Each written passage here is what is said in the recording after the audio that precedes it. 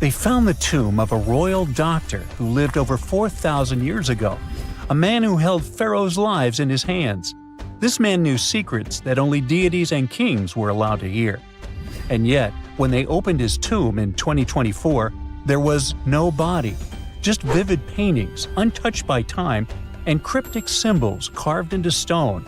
Who was he, and why was he buried with spells linked to a scorpion deity? The tomb was buried deep beneath the sands of Saqqara. The doctor's name was Tete Nebefu.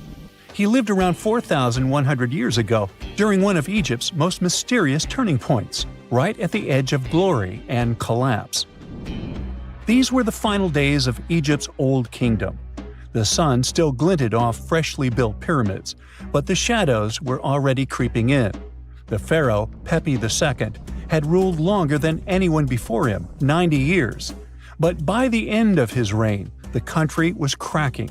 The power was slipping, the regional leaders were rising, and the Nile floods grew unpredictable. In this shaky period, the mysterious doctor thrived. His tomb was discovered by a Swiss-French archaeological team in the shadows of old pyramids. The weirdest part was that when they uncovered his burial chamber, they found no body, no golden treasures either. Unfortunately, the tomb had been robbed long ago. But what remained was something even more fascinating: the words and images left on the walls. The paintings are still vibrant, bright colors that somehow survived all those years underground. The walls show jars, containers, strange abstract patterns, and geometric shapes. And then there are hieroglyphs, lines and lines of sacred script carved with precision, like someone had poured their soul into every curve. These inscriptions revealed who Teti Nebefu truly was. Turns out, he wasn't just any doctor. He was the conjurer of Serket. Now, Serket was the female deity of scorpions, sacred and terrifying. Egyptians believed she could stop venom, heal bites, and protect the living from toxic elements. The title, Conjurer of Serket, meant Tete Nebefu was a specialist in treating dangerous stings and bites. And if he got an entire tomb for himself, he may have been Egypt's top expert in those things, a man who healed with both medicine and magic. But that wasn't all. He also held the title Director of Medicinal Plants, a title seen only once before in all of ancient Egypt. That means he knew the healing power of herbs, roots, and oils like no one else. Now, you might wonder, what plants in a huge land of sand? But in reality, ancient Egyptians used herbal medicine that would hold up in some labs today. They created pills, ointments, and inhalers. Most often they chose some active ingredient, a flavor to make it easier to take, and something to deliver it into the body. Sound familiar? And yeah, they didn't have many traditional plants, so some of these ingredients were bizarre by our standards, like using crocodile dung and acacia mixed with honey. They even had formulas for anti-wrinkle creams. And apparently, our mysterious healer was also chief dentist.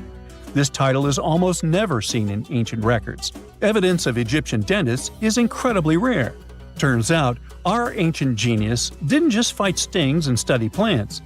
He was also trusted with teeth and jaws, which were actually a huge problem in ancient Egypt. These people may have built wonders, but their teeth paid the price.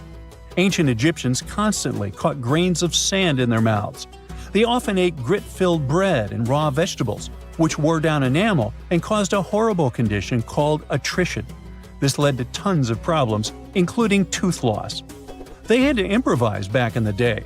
For example, crafting the world's oldest known toothpaste from crushed rock, mint, and pepper, which ironically only made things worse for the gums. Or a toothpaste from things like eggshells, pumice, and natron, a salty mineral used for cleaning. They were also inventing mouthwashes from celery, bran, and herbs to ease the problem. Some mummies were even found with crude metal braces and gold wires attaching missing teeth. Though we're not sure if these were for the living, or was it just a nice little addition added as an afterlife gift. So, Teti Nebefu specialized in all these fields. 3 rare titles for one man. Now, back in the day, he must have been admired as incredibly knowledgeable. In a world without modern science, he would have been like a sorcerer who knows how some leaf or bark could save a life. That's why archaeologists believe Tete Nebi Fu wasn't just any doctor. He was, most likely, the royal physician, the one who treated the pharaoh himself. We don't know for sure which king he served. Maybe it was Pepi II, and who knows, maybe that's why the guy lived so long. But if that was the case, Tete Nebi Fu may have lived through the final moments of the Old Kingdom, watching the Golden Age crumble from inside the palace walls. And then he was buried. The body was looted, or perhaps just lost to time. But the team says they're still studying the tomb, still uncovering the traces of this incredible man. Overall, ancient Egyptians were practicing medicine on a crazy advanced level. Some practices feel familiar even today. They had hospitals, specialists, surgeries, and many more things, even medical schools. Both men and women were allowed to be doctors. They healed with various methods and practiced surgery with actual tools, scalpels, forceps, even sutures. Some doctors treated only the eyes, others the teeth, the stomach, or even what they called the hidden diseases. They knew how to clean and dress wounds, could set broken bones using splints made of wood or reeds wrapped in linen, and even prevented infections. There were even proctologists. They also built the first prosthetics, like a wooden toe with leather straps that help people walk normally again. The oldest known prosthetic is 3,000 years old.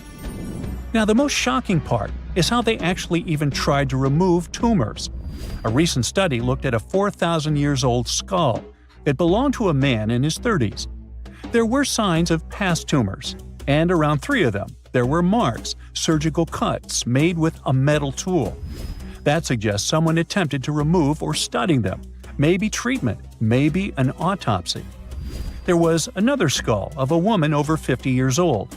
It also showed similar signs, but with healed fractures from an earlier injury, which is amazing because her treatment might have actually been successful. Being a healer in this society meant something powerful.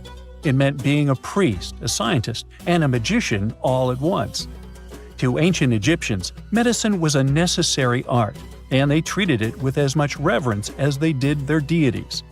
That's because they believed that sickness could be both physical and spiritual. So a doctor could recite a spell while applying a salve, and a lot of their treatments worked.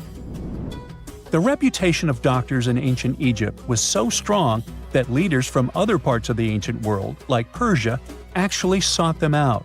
Even Homer, the Greek poet, once said the Egyptians were the most skilled healers of all. Of course, their understanding of the human body wasn't perfect. For example, they thought the heart controlled thought and emotion. They also didn't know what the brain really did. But their approach, observe symptoms, diagnose, and treat, well, that's modern medicine. Sure, they prayed over the wound, but they also healed it, didn't they? Their most famous physician was Imhotep. That guy was a true polymath, an architect, priest, and a healer who became so revered he was later worshipped as a deity of medicine. Yep, a human who was so cool they turned him into a deity. He lived 2,000 years before Hippocrates, the so-called father of medicine. And yet, some people joke we should drop the Hippocratic Oath altogether and swear an Imhotepic Oath instead. These people weren't just laying the foundations of pyramids, they were laying the foundations of healthcare. Let's face it, most ancient tombs have been looted at least once. No matter how scary the rumors could have been, most mummies were open too. But one. This is the Bashiri mummy, and it puzzles everyone so much that nobody dares to see what's inside. Meet Howard, but you must know him already if you're into Egyptian history. He's primarily famous for discovering King Tut's tomb back in 1922. But few people know that before this revolutionary discovery, he had probably found another mummy. It happened in 1919, and it goes by several names, either the Bashiri mummy or the Mummy of Pacheri, or the Untouchable One. Some reports say that Howard stumbled upon the Bashiri mummy in Luxor's Valley of the Kings, just where he would later find Tut's tomb. Despite this find, not much is known about this particular mummy. The reason why it's still unharmed in any way is not because of some superstitions, but because nobody is sure that they can undo what they do if something goes wrong. The mummy is so intricately wrapped that researchers never unfurled it for fear of irreversible damage. The golden rule of anyone who works with antiquities: if you're not sure you can't make it better or preserve it unchanged, do not touch it. History knows many examples of ancient relics ruined beyond repair, say Ecce Homo, or smiling statue restoration. The delicate fabric that covers the mummy's face has this cool design that kind of looks like a pyramid. The researchers are not 100% sure, but this might be the only one of its kind with that embalming style. But without knowing the ancient technique, it's next to impossible not to ruin the mummy while unwrapping and wrapping it back. Back in the day, people, both experts and looters, would unwrap mummies for all sorts of reasons, mostly to study them. Luckily, these days, we have advanced tech that lets us check out what's inside a sarcophagus without having to unwrap anything. After taking a closer look at the Bashiri mummy, researchers figured out that it belonged to a man who was around 5.5 feet tall and lived during the Ptolemaic era, which makes this mummy roughly 2,300 years old. The Egypt Museum shared that the X-ray scan also uncovered an inscription of the guy's name, but it's a bit tricky to tell if it says Pacheri or Nenu, adding to the intrigue. The museum also pointed out that the fancy casing the mummy is in features all sorts of decorated scenes. You can see the mummy lying on a bed, flanked by deities Isis and Nephthys, along with the 4 sons of Horus. Plus, there are 2 images of the funerary god Anubis at the feet of the casing. By the way, Bashiri mummy is not the only one that has remained untouched. This is Issa Temkebde, and Gaston Maspero, a French archaeologist, made the decision to leave her mummy untouched, wanting to keep her resting peacefully since she was in such amazing shape. He did mention, though, that her tomb had been raided long ago. Thanks to some X-ray work, we learned more about the mummy. The scans revealed a few artifacts still wrapped up with the wife of a high priest, including amulets around her neck, right arm, and forehead. The X-rays also showed she had some dental issues and arthritis in her knees. While she passed away as an older woman, it's tough to pinpoint her exact age. However, various sources from her son's reign indicate that she was held in high regard in the kingdom. Isatemkebd served as the sister wife of Penejam II. You got me right, they were related by blood and were siblings, but back then it was pretty common to get married this way to preserve the purity of the bloodline. Say that to Habsburg, duh. Their chase for purity only led to inbreeding and the notorious Habsburg's jaw. Right, I guess we should not judge ancient Egyptian rules and morals, but what we can say for sure is that both Bashiri and Isatemkebd were incredibly lucky to stay untouched. The odds were not in King Tut's favor, though. The researchers' work hit him hard. The tomb itself was discovered in 1922, but it wasn't until 1925 that the nested coffins were opened during an excavation. The outer coffin, held together with silver pins, opened up to show another coffin shaped like a mummy, decorated with colorful glass and flower garlands. There were worries about the king's mummy because it had been exposed to moisture. The middle coffin was pretty heavy and didn't have any handles, so they had to be super careful taking it out. Inside the innermost coffin, which was solid gold and wrapped in a red cloth, they found the royal mummy, and this all went down on October 28, 1925. Tutankhamun's mummy, measuring about 6.07 feet, fit snugly into the innermost coffin, which was 6.17 feet long. You can already tell there was a problem, right?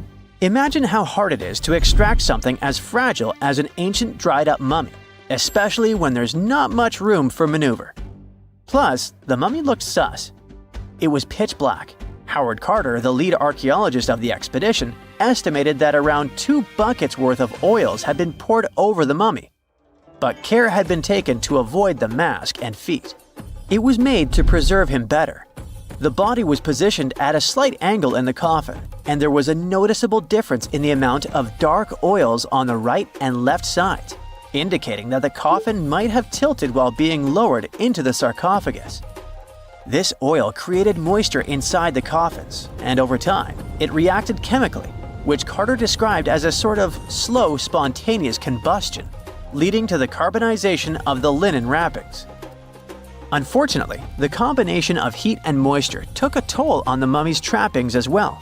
The crooked flail fell apart, the resin scarab cracked, and the threads holding the hands and mummy's bands started to decay, making everything quite fragile. Plus, the oils hardened over the years, effectively gluing the mummy and mask to the coffin's bottom. To try and separate the mummy from the inner and middle coffins, they were placed in the sun for several hours, reaching temperatures of 149 degrees Fahrenheit. Despite this effort, the mummy remained stuck, so the initial examination had to be done right where it was. The first part of Tutankhamun's mummy the researchers checked out was his lower legs and feet, meaning they started the examination from the bottom up. As they peeled back the bandages, they uncovered the first of many treasures wrapped up with the king. They took their time to carefully document and photograph everything they found.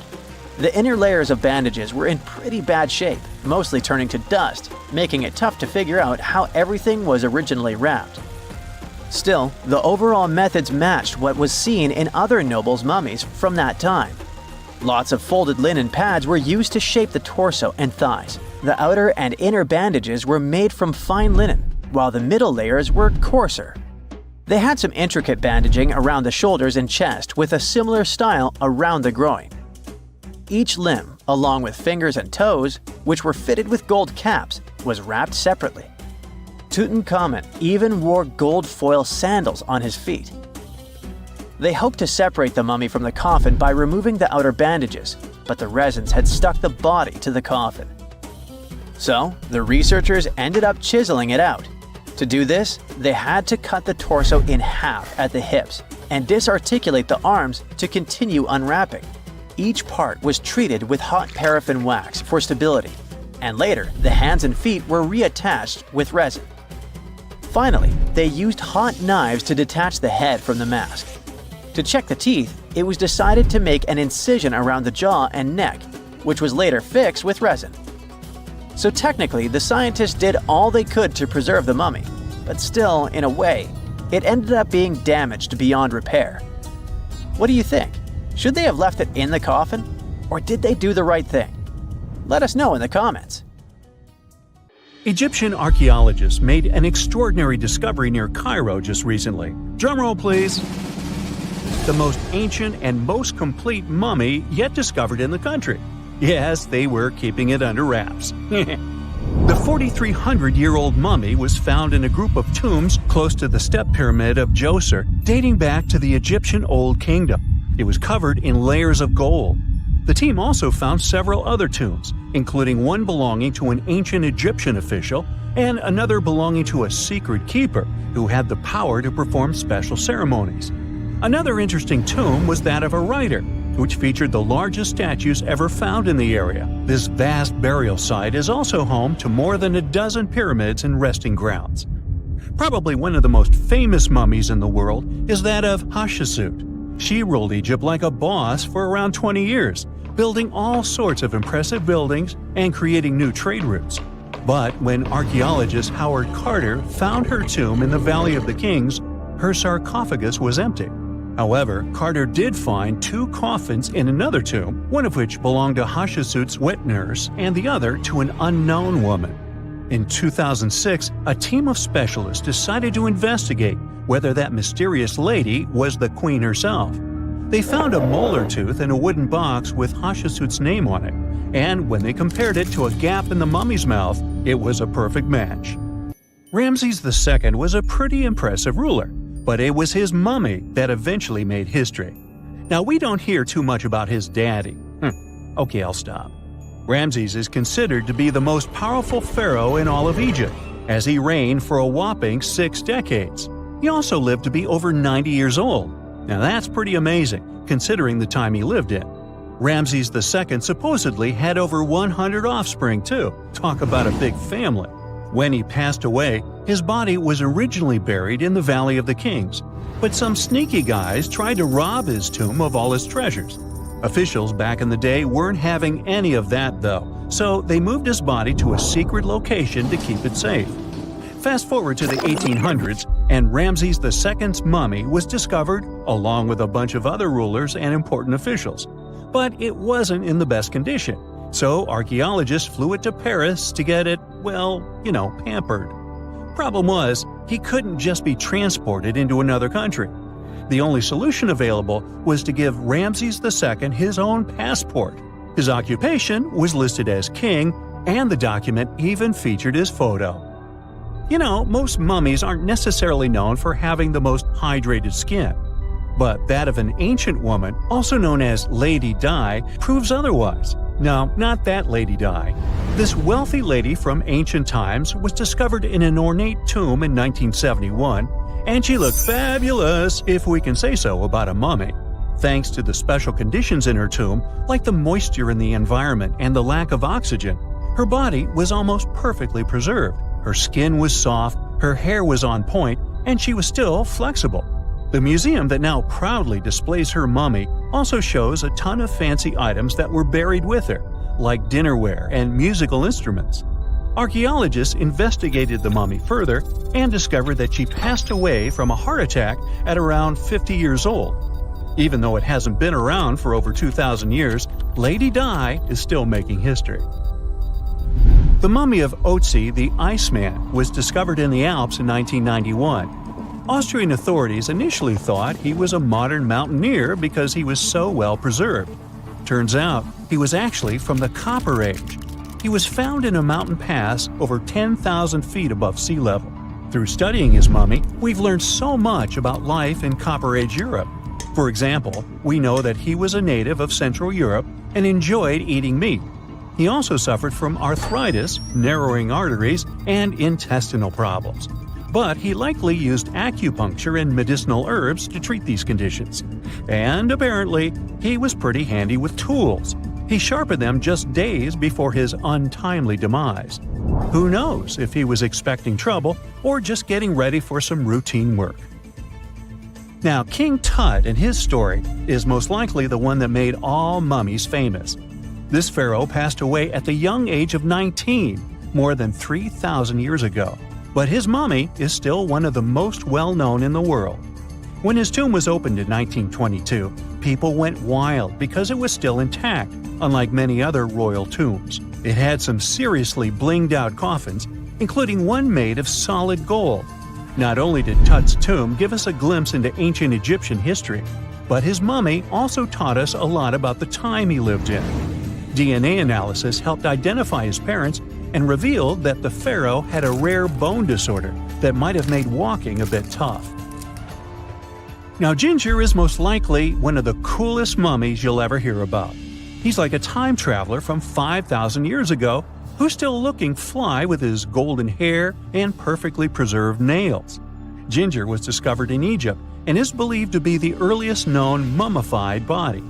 Before people even knew about mummification, they used to place bodies in shallow graves in the hot, dry sand.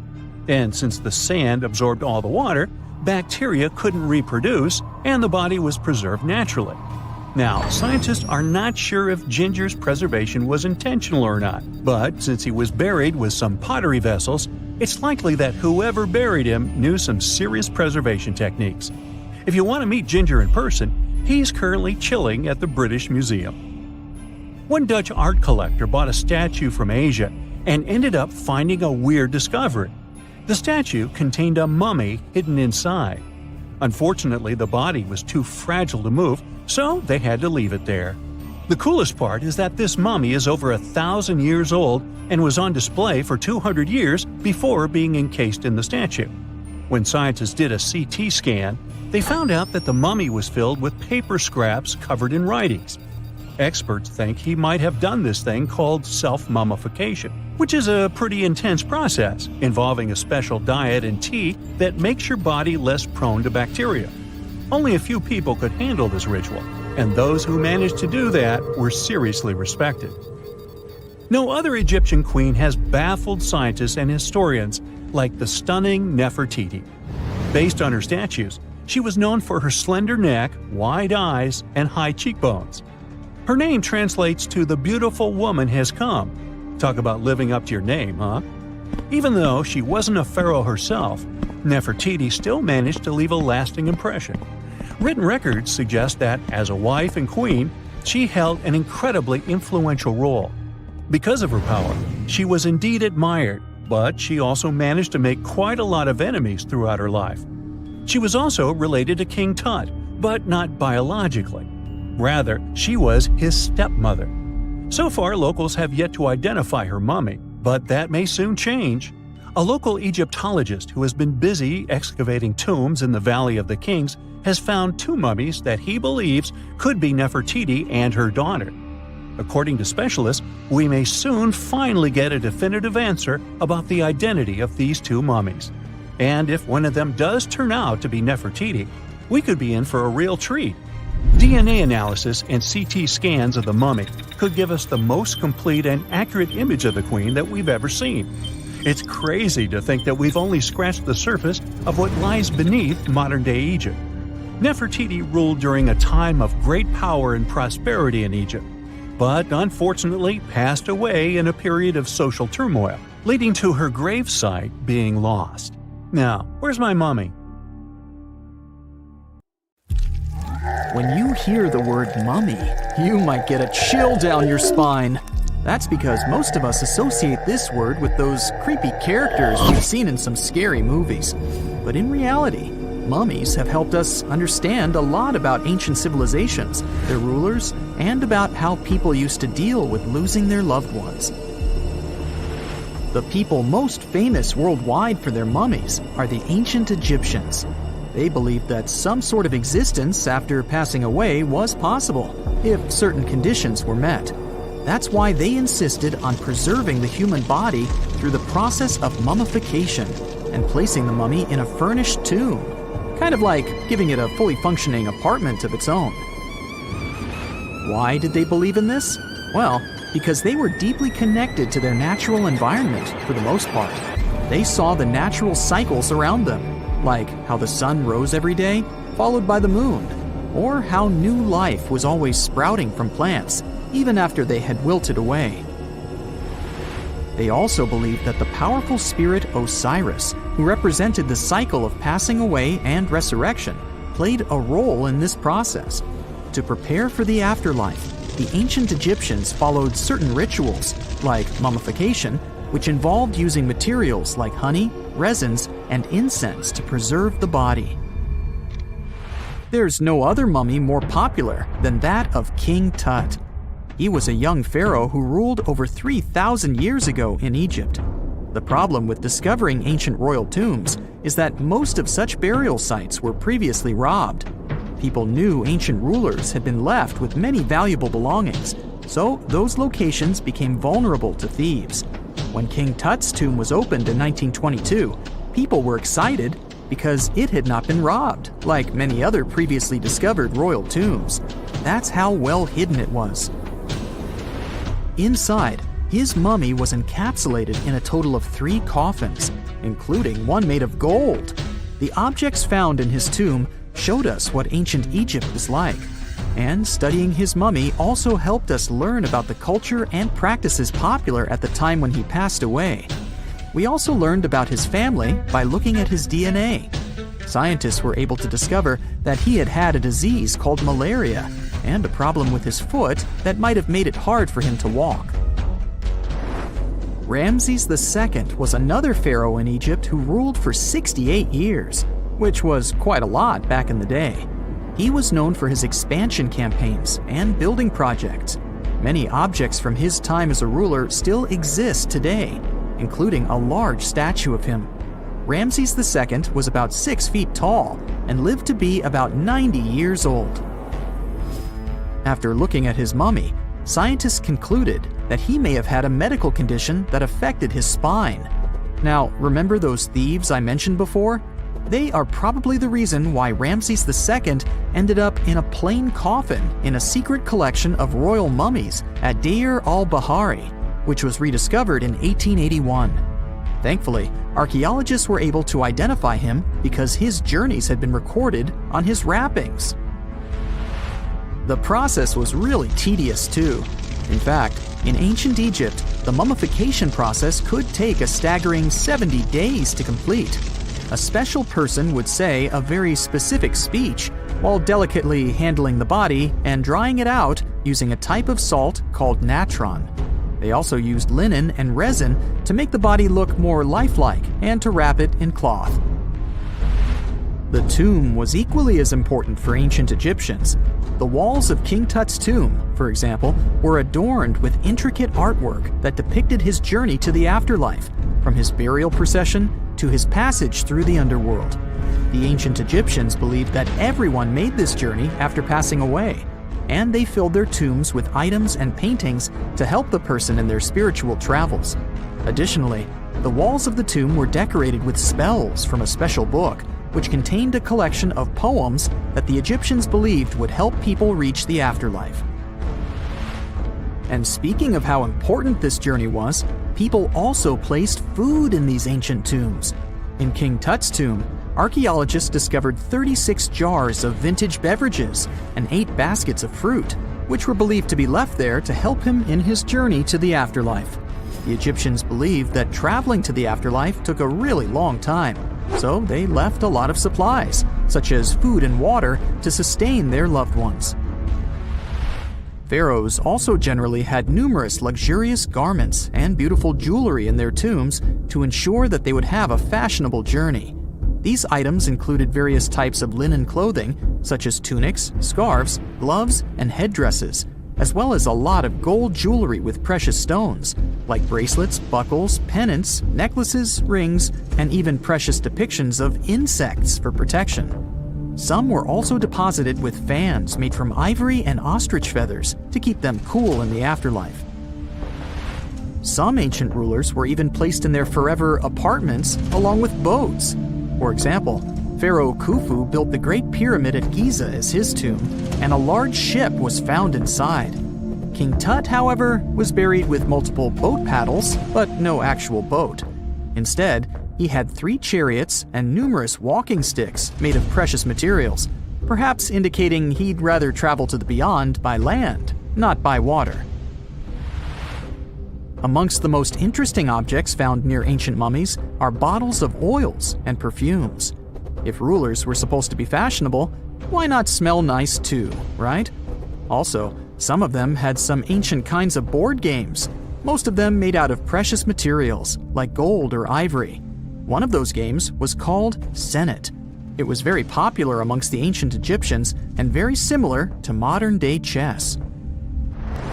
The ancient Egyptians may have the most famous mummies out there, but they weren't the first to invent the procedure. In fact, it all started in South America with an ancient civilization named the Chinchorro. As far as we know today, these people were the first to mummify their loved ones that had passed away. They did it somewhere around 2,000 years before the Egyptians started their own rituals. Sure, we can tell a lot about ancient rulers by studying these mummies, but until recently, we had no idea what they really looked like during their lifetime. Not so long ago, though, some very special mummy paintings were found by archaeologists studying ancient Egyptian objects. These mummy portraits are highly detailed paintings of individuals that were made while they were still alive. Such paintings were often painted on wood, as opposed to the classical portraits we all know about, which are painted on canvas. They are known for their realism and beauty, and have even been used by researchers to diagnose diseases by comparing them to the corresponding mummies. Some of these portraits also include depictions of jewelry, which was later found on the mummies. The recent discovery of these mummy portraits in Central Egypt is significant, as it marks the first time in over a century that such paintings have been found. Mummies appeared all around the world naturally, too.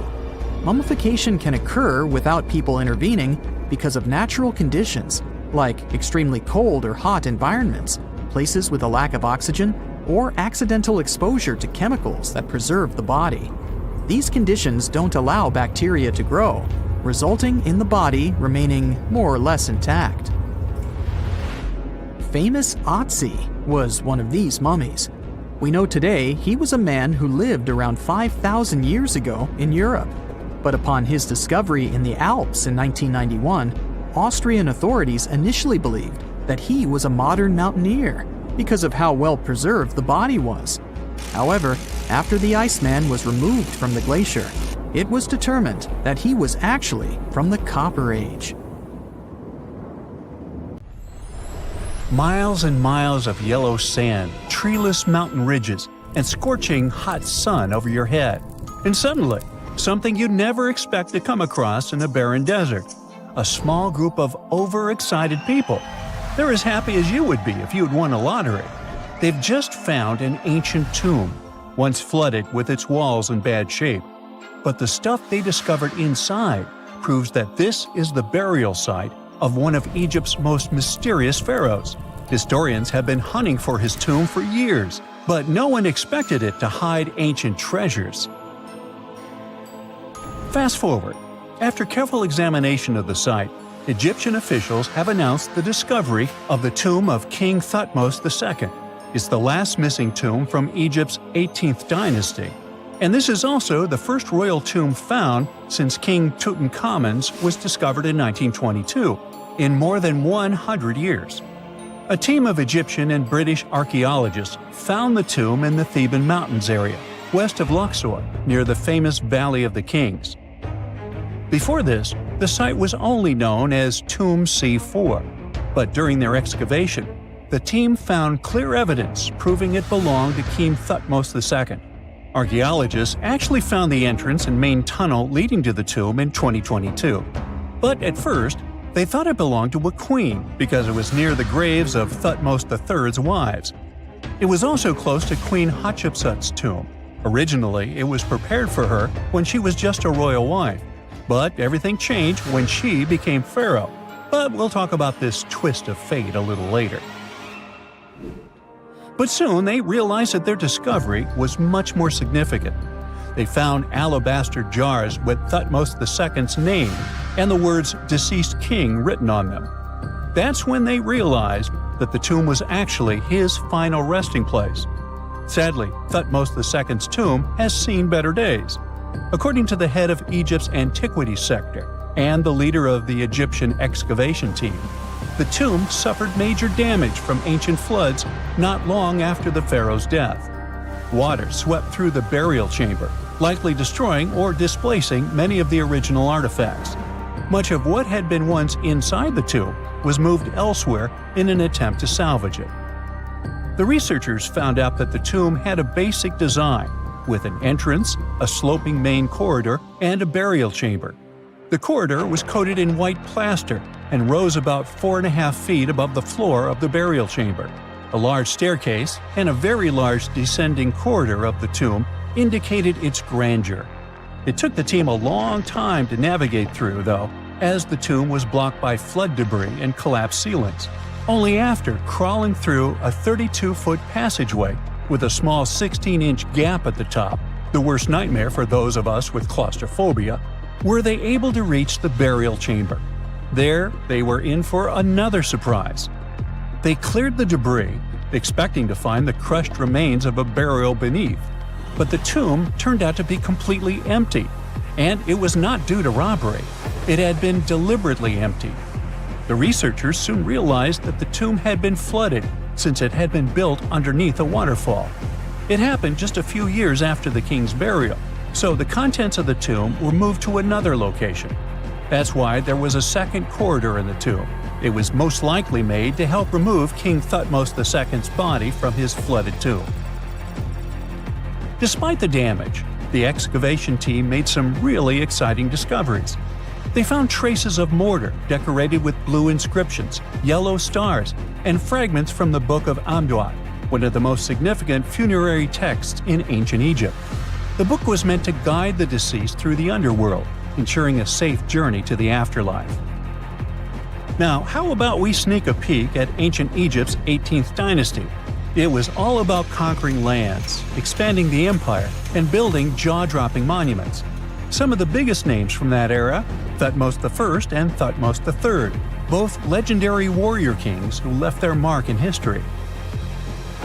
Thutmose I was a fierce fighter who led major military campaigns, pushing Egypt's border further south than ever before, all the way to the fourth cataract of the Nile.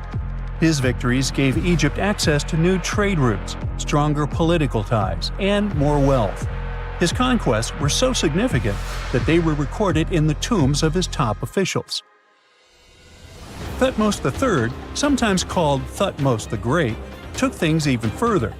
He was not only an incredible military strategist, but also the commander of Pharaoh Hatshepsut's armies before becoming king himself. He led between 17 and 20 military campaigns, winning every single one and expanding Egypt's empire to its peak. He even created the world's first navy. Thutmose III is often remembered as Egypt's greatest warrior pharaoh. And sandwiched between these two powerhouses was Thutmose II, a pharaoh who doesn't get nearly as much attention.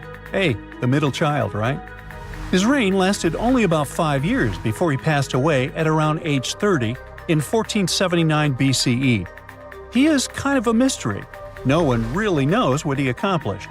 For the longest time, even the location of his burial site was totally unknown. His body was actually found in the 19th century. It was just lying around in the mortuary temple of Deir el-Bahari, in a secret chamber where priests used to hide royal mummies centuries after their original tombs were looted by grave robbers. In other words, Thutmose II's body must have been moved from his original resting place at some point in history to protect it. During his lifetime, Thutmose II made at least one major impact on Egyptian history. He married his half-sister Hatshepsut. That might not sound like a big deal, but it helped her become Egypt's greatest female pharaoh after he passed. The catch? She kept her stepson, Thutmose III, off the throne for decades. When he finally took power, he erased her name from history out of spite. And still, Hatshepsut is one of Egypt's greatest pharaohs, no matter if you're talking about a man or a woman. She brought a lot of wealth and art to Egypt. She led a big trading trip to a place called Punt, where she brought back things like gold, ebony, and incense. She also made sure her name lasted by building amazing structures that we can still see today. At Karnak, she added huge obelisks. One of them is still standing tall. She also was the one to build the Temple of Deir el-Bahari with its countless columns. She was buried there. Interestingly, Hatshepsut was often shown in art as a man with muscles and a beard, like how pharaohs were usually depicted. But she made sure there was always something in the artwork that reminded people she was a woman, like calling herself Daughter of Re or His Majesty herself. When she passed away in 1458 BCE, Egypt wouldn't have a female ruler as powerful as her until Cleopatra, about 1400 years later. According to Egypt's Supreme Council of Antiquities Secretary General, isn't that a mouthful? Hatshepsut's name actually appears in Thutmose II's tomb, meaning she might have even handled his burial.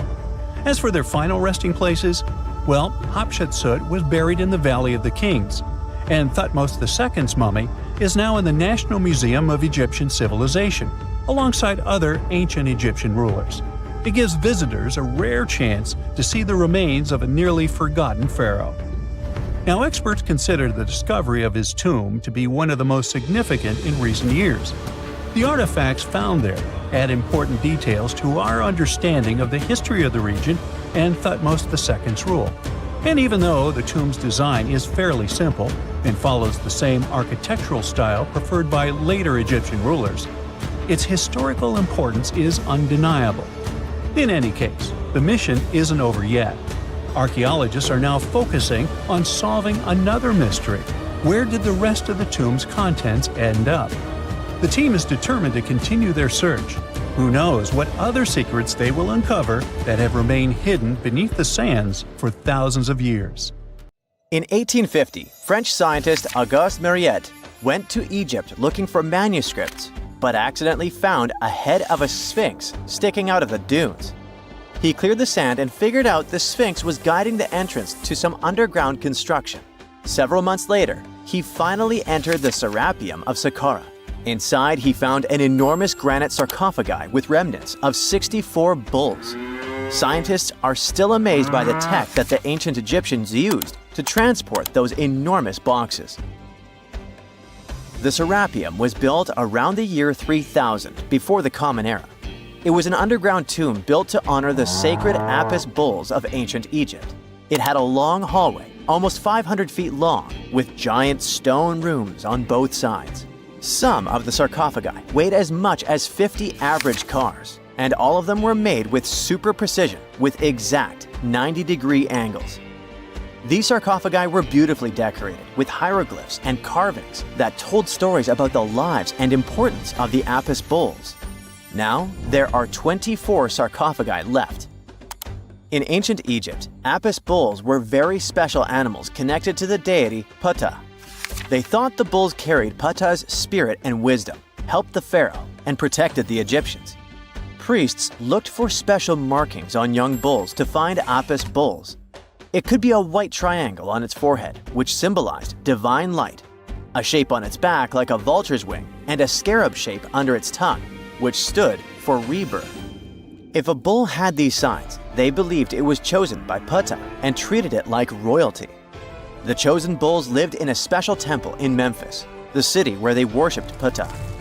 They received the best care and offerings from visitors who wanted their blessings. When an Apis bull passed away, it was treated with great honor and mummified. When Mariette entered the Serapeum, he noticed traces of rollers on the gallery's floor and found 2 wooden horizontal winches. Each had 8 levers. Later, other explorers saw double rails. The burial chambers were lower than the hallway floor. To get the boxes into place, workers filled the chambers with sand so the sarcophagi could be rolled in straight. Then they slowly removed the sand to gently lower the boxes into perfectly cut spaces in the bedrock. A carved stone sign found in the Serapeum said it took 28 days to move just one sarcophagus and its lid into its spot during the time of Ptolemy II. The extreme precision of the sarcophagi with 90-degree angles also has an explanation. Ancient Egyptians wrote texts, or rather, papyrus, on geometry a long time ago. It shows that they knew the approximate number pi and could calculate the volume of a pyramid with its top cut off. If they could figure out complicated math like that back then, it makes sense that they could also carve perfectly flat surfaces 500 years later. All this sounds pretty legit, but some people think certain things don't add up here. The size of boxes is way larger than the size of bulls, yet they buried pharaohs in tiny coffins that barely fit their bodies. The sarcophagi are made out of granite with crazy precision, and they could have just used limestone, which would have made things way easier. The transportation of the boxes seems pretty simple, but only in theory. If one person could pull about 440 pounds, then at least 250 people would be needed to pull just one box. The tunnels in the Serapeum are really narrow, only about 2 feet wider than the boxes themselves. There's no way hundreds of people could have squeezed into those tight spaces to pull the boxes. And even if they did, how would they turn the box in the cramped corridor, lower it into its niche, and place it perfectly in the middle? Somehow, they did this 24 times, and every box is centered perfectly. Plus, the chambers were dusty, and there were no signs of soot from lamps. This means they must have worked in almost complete darkness. The real use of the boxes could also be different. A long time ago, even before the Egyptian pharaohs ruled, the local people already knew how to use fermentation. It happens when tiny organisms called yeast eat certain ingredients like starch and turn them into gas and ethanol. So someone in ancient Egypt probably put food like barley, bread, and even meat inside a giant stone box, then closed it tight with a heavy lid. These stone boxes, carved from granite, were so precisely made that they were almost completely sealed, so nothing could escape from it. As the yeast inside the box started working, it created more and more CO2 gas, It built up pressure inside the box. The granite boxes were incredibly strong. They could handle more pressure than a car tire can hold. When granite was squeezed under such pressure, its crystals produced a tiny electric charge. This effect was possible because granite contains quartz, a material that reacts to pressure this way. The process also needed meat or animal parts, possibly to help the yeast grow better. Meat contains something called oleic acid, which yeast needs to keep growing and to survive the bad effects of the ethanol it produces. As the pressure inside the box kept growing, the combination of gases and electricity made these boxes not just ancient fridges, but powerful energy systems. Over time, the pressure inside got so strong that it could push the lid open and the gas would escape with a pop. But when people rediscovered the Serapeum in 1850, they found old drawings that showed piles of stones stacked on top of some of the box lids. So, someone long ago probably tried to make the lids even heavier by adding extra weight to make it harder for the gas pressure to push them open. This extra weight also meant the quartz crystals in the granite could keep creating more electricity under all that pressure. If someone opened one of these stone boxes thousands of years later, they would only find bones from bulls that were placed in the box. And that's exactly what Mariette discovered in the 1850s. They opened the Serapeum for visitors soon after the first excavations in the second half of the 19th century. Prince of Wales even had a luncheon with his guests in one of the sarcophagi. Sands and earthquakes made the site inaccessible for a while, but now you can visit it again and try to solve the mystery yourself. With new tech, we could have answers to many other historical mysteries soon. A team of scientists at Chicago's Field Museum of Natural History recently used a special CT scanner to learn more about ancient Egyptian mummies without unwrapping them. They gently rolled 26 mummies on custom carts out to the parking lot, where the scanner was waiting. It took thousands of detailed X-ray pictures of each mummy and their coffins. When all the pictures were put together, they created 3D images that showed what was inside, the skeletons, and some artifacts. The scientists hope these images will help them understand ancient Egyptian burial practices from over 3,000 years ago. Even though the scanning process only took 4 days, it might take 3 years to study all the data. But scientists were able to learn some personal details about the mummies. One of the most popular mummified individuals at the museum, Lady Chineta, was a woman who lived in ancient Egypt about 3,000 years ago. It looks like she passed away in her late 30s or early 40s. To make sure her body looked complete for the afterlife, embalmers put stuffing in her neck to keep it from collapsing. They also placed artificial eyes in her sockets, so she would have eyes in the next world. She was wrapped in fancy linen and placed in a beautifully decorated coffin. The scans revealed that it had been carefully crafted with a slit at the back, which embalmers used to fit the body. There were also some artistic details on the surface, like markings for her knees. It looks like her burial was on the scale of a high-end luxury car. Most people know that pyramids were built as grand tombs for the pharaohs, designed to ensure they had a smooth journey to the afterlife.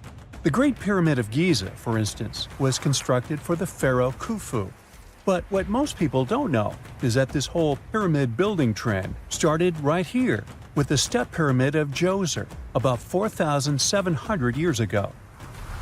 This massive structure was built for Pharaoh Djoser, a ruler from Egypt's 3rd dynasty. It rises 7 layers high above the ground and stands about 200 feet tall. We think of it today as a phenomenal architectural project, but for ancient Egyptians, the step pyramid of Djoser turned out to be more like a massive experiment, a trial run, if you will, to perfect their building skills before they moved on to even more ambitious pyramids. Reaching new heights is super exciting, but the real mystery is what is going on below the ground. In this pyramid's underground labyrinth, there is a network of tunnels stretching about 3.5 miles long, and some researchers believe these tunnels might have been part of a sophisticated water system that could completely change what we think about pyramid construction. Let's talk about this massive complex located in Saqqara. Surrounding the pyramid, there's what's known as a dry moat, a continuous trench that is up to 164 feet wide and almost 2 miles long. It forms a sort of rectangular shape around the pyramid. This trench has an average depth of about 65 feet. Now, if you were to add up all the earth and rock they dug out to create this moat, it would be about 10 times the volume of the step pyramid itself. For the longest time, people just assumed this trench was nothing more than a huge quarry, a place where they dug up stone and clay to build the step pyramid. Makes sense, right? But when you take a closer look, it doesn't add up. The trench is too narrow and deep to be practical for mining, and its layout doesn't match anything we know about ancient Egyptian quarrying methods. Plus, some sections of the trench are actually covered with a rocky ceiling, which would have made it nearly impossible to use as a quarry. Another theory suggests that the dry moat had some kind of spiritual significance. Maybe it was a sacred place, where souls of nobles gathered to serve the late king in the afterlife. There are even niches in the walls that work as a hint at this spiritual function.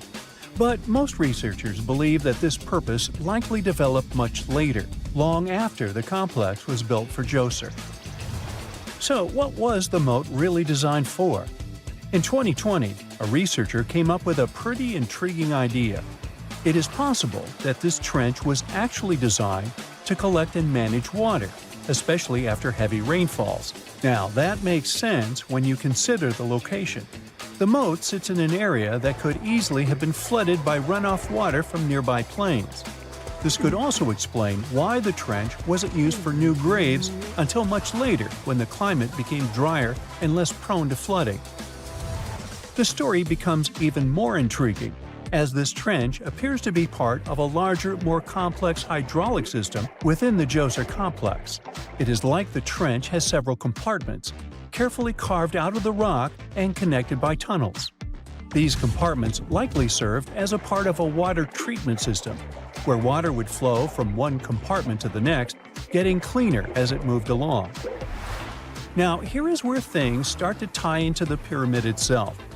The Djoser complex has a series of underground shafts, and some researchers think that water from the moat's deep trench might have been used to power a hydraulic lift system, and this giant water-powered elevator could have been used to raise the heavy stones needed to build the pyramid. It worked like a volcano, but instead of lava, water did the heavy lifting. Imagine a big deep hole in the ground at the center of the pyramid site. Inside this hole, there was a huge wooden platform, kind of like a giant raft that could move up and down. When the workers wanted to lift a heavy stone, they would fill the hole with water. As the water rose, the wooden platform started to float up, carrying the stone with it, almost like a giant water-powered elevator. When the stone reached the right height, the workers slid it off the platform and onto the pyramid. The idea is that water from the deep trench, after being cleaned and filtered, would flow into these shafts. A massive float, possibly made of wood, would then rise as the water filled the shaft, lifting the stones up to where they were needed for construction. Once the stone was in place, they'd let the water out, lowering the platform back down to the bottom, ready to lift the next stone. This fancy hydraulic lift system could have been a game changer, making the whole building process a lot faster and more efficient without using a lot of workforce. It is like the ancient Egyptians were already embracing the whole idea of work smarter, not harder. But of course, not everyone is on board with this theory. Some experts argue that the area where the step pyramid of Djoser was built couldn't have held enough water from occasional rains to maintain such a fancy hydraulic system. The main theory suggests that, in the past, there might have been some kind of lake nearby that would have filled up after a period of rain, and this lake could have supplied water to the complex's hydraulic system.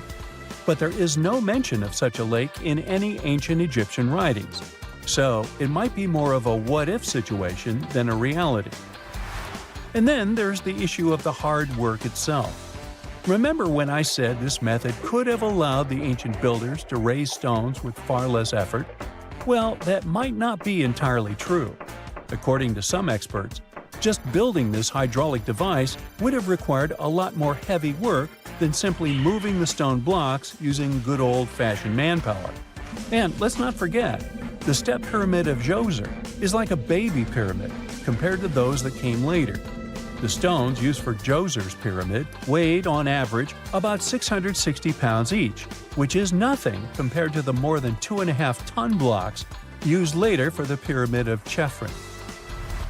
If this cool water lift theory gets completely ruled out, we still need to explain how this pyramid was built in the first place. To answer that, we need to rewind a bit and talk about the original plans. See, before Djoser's tomb became a pyramid, the idea was to construct a simple mastaba. This type of tomb was pretty common in earlier periods, a flat-roofed, rectangular structure with sloping sides. But after the original mastaba was finished, they decided to expand it a bit by adding more layers on top. And then they added even more layers, until the construction reached 6 distinctive steps, each one smaller than the previous. And they probably did all this by raising those heavy stones using ramps, not a water-powered elevator. There is still so much we don't know about the step pyramid of Djoser. More research is definitely needed to fully understand how this system worked, or if it even existed at all. But the idea of using water to help build the pyramid adds a whole new layer to our understanding of ancient Egyptian engineering. It's a powerful reminder of just how clever and resourceful those builders were, using the natural landscape and the power of water to create one of the most iconic monuments in history. Wow! Scientists have found a lost city beneath Egypt's pyramids, and it's incredibly large, bigger than the biggest target you can imagine. Underground chambers, passageways, and vertical structures. Scientists have no idea what purposes they serve. But let's start from the very beginning. Italian and Scottish scientists studying the Pyramid of Khafra discovered something that looked like secret tunnels under 3 pyramids. This find might change what we know about ancient Egypt. The expedition, called the Khafra Project, was led by Corrado Malunga from Pisa, Italy, and Filippo Biondi from the University of Strathclyde, Scotland. Their mission was to focus on exploring Khafra's pyramid, the second largest on the Giza Plateau. Scientists uncovered a massive structure beneath the Pyramid of Khafra. Could it be an ancient Egyptian underground city? The experts analyzed the data they had and came to the conclusion that 8 large vertical structures could be hiding beneath, possibly wells or shafts. They extend a staggering 6,500 feet across. Imagine placing 2.5 Burj Khalifas on the ground, one after another, and you get the sheer size of this find.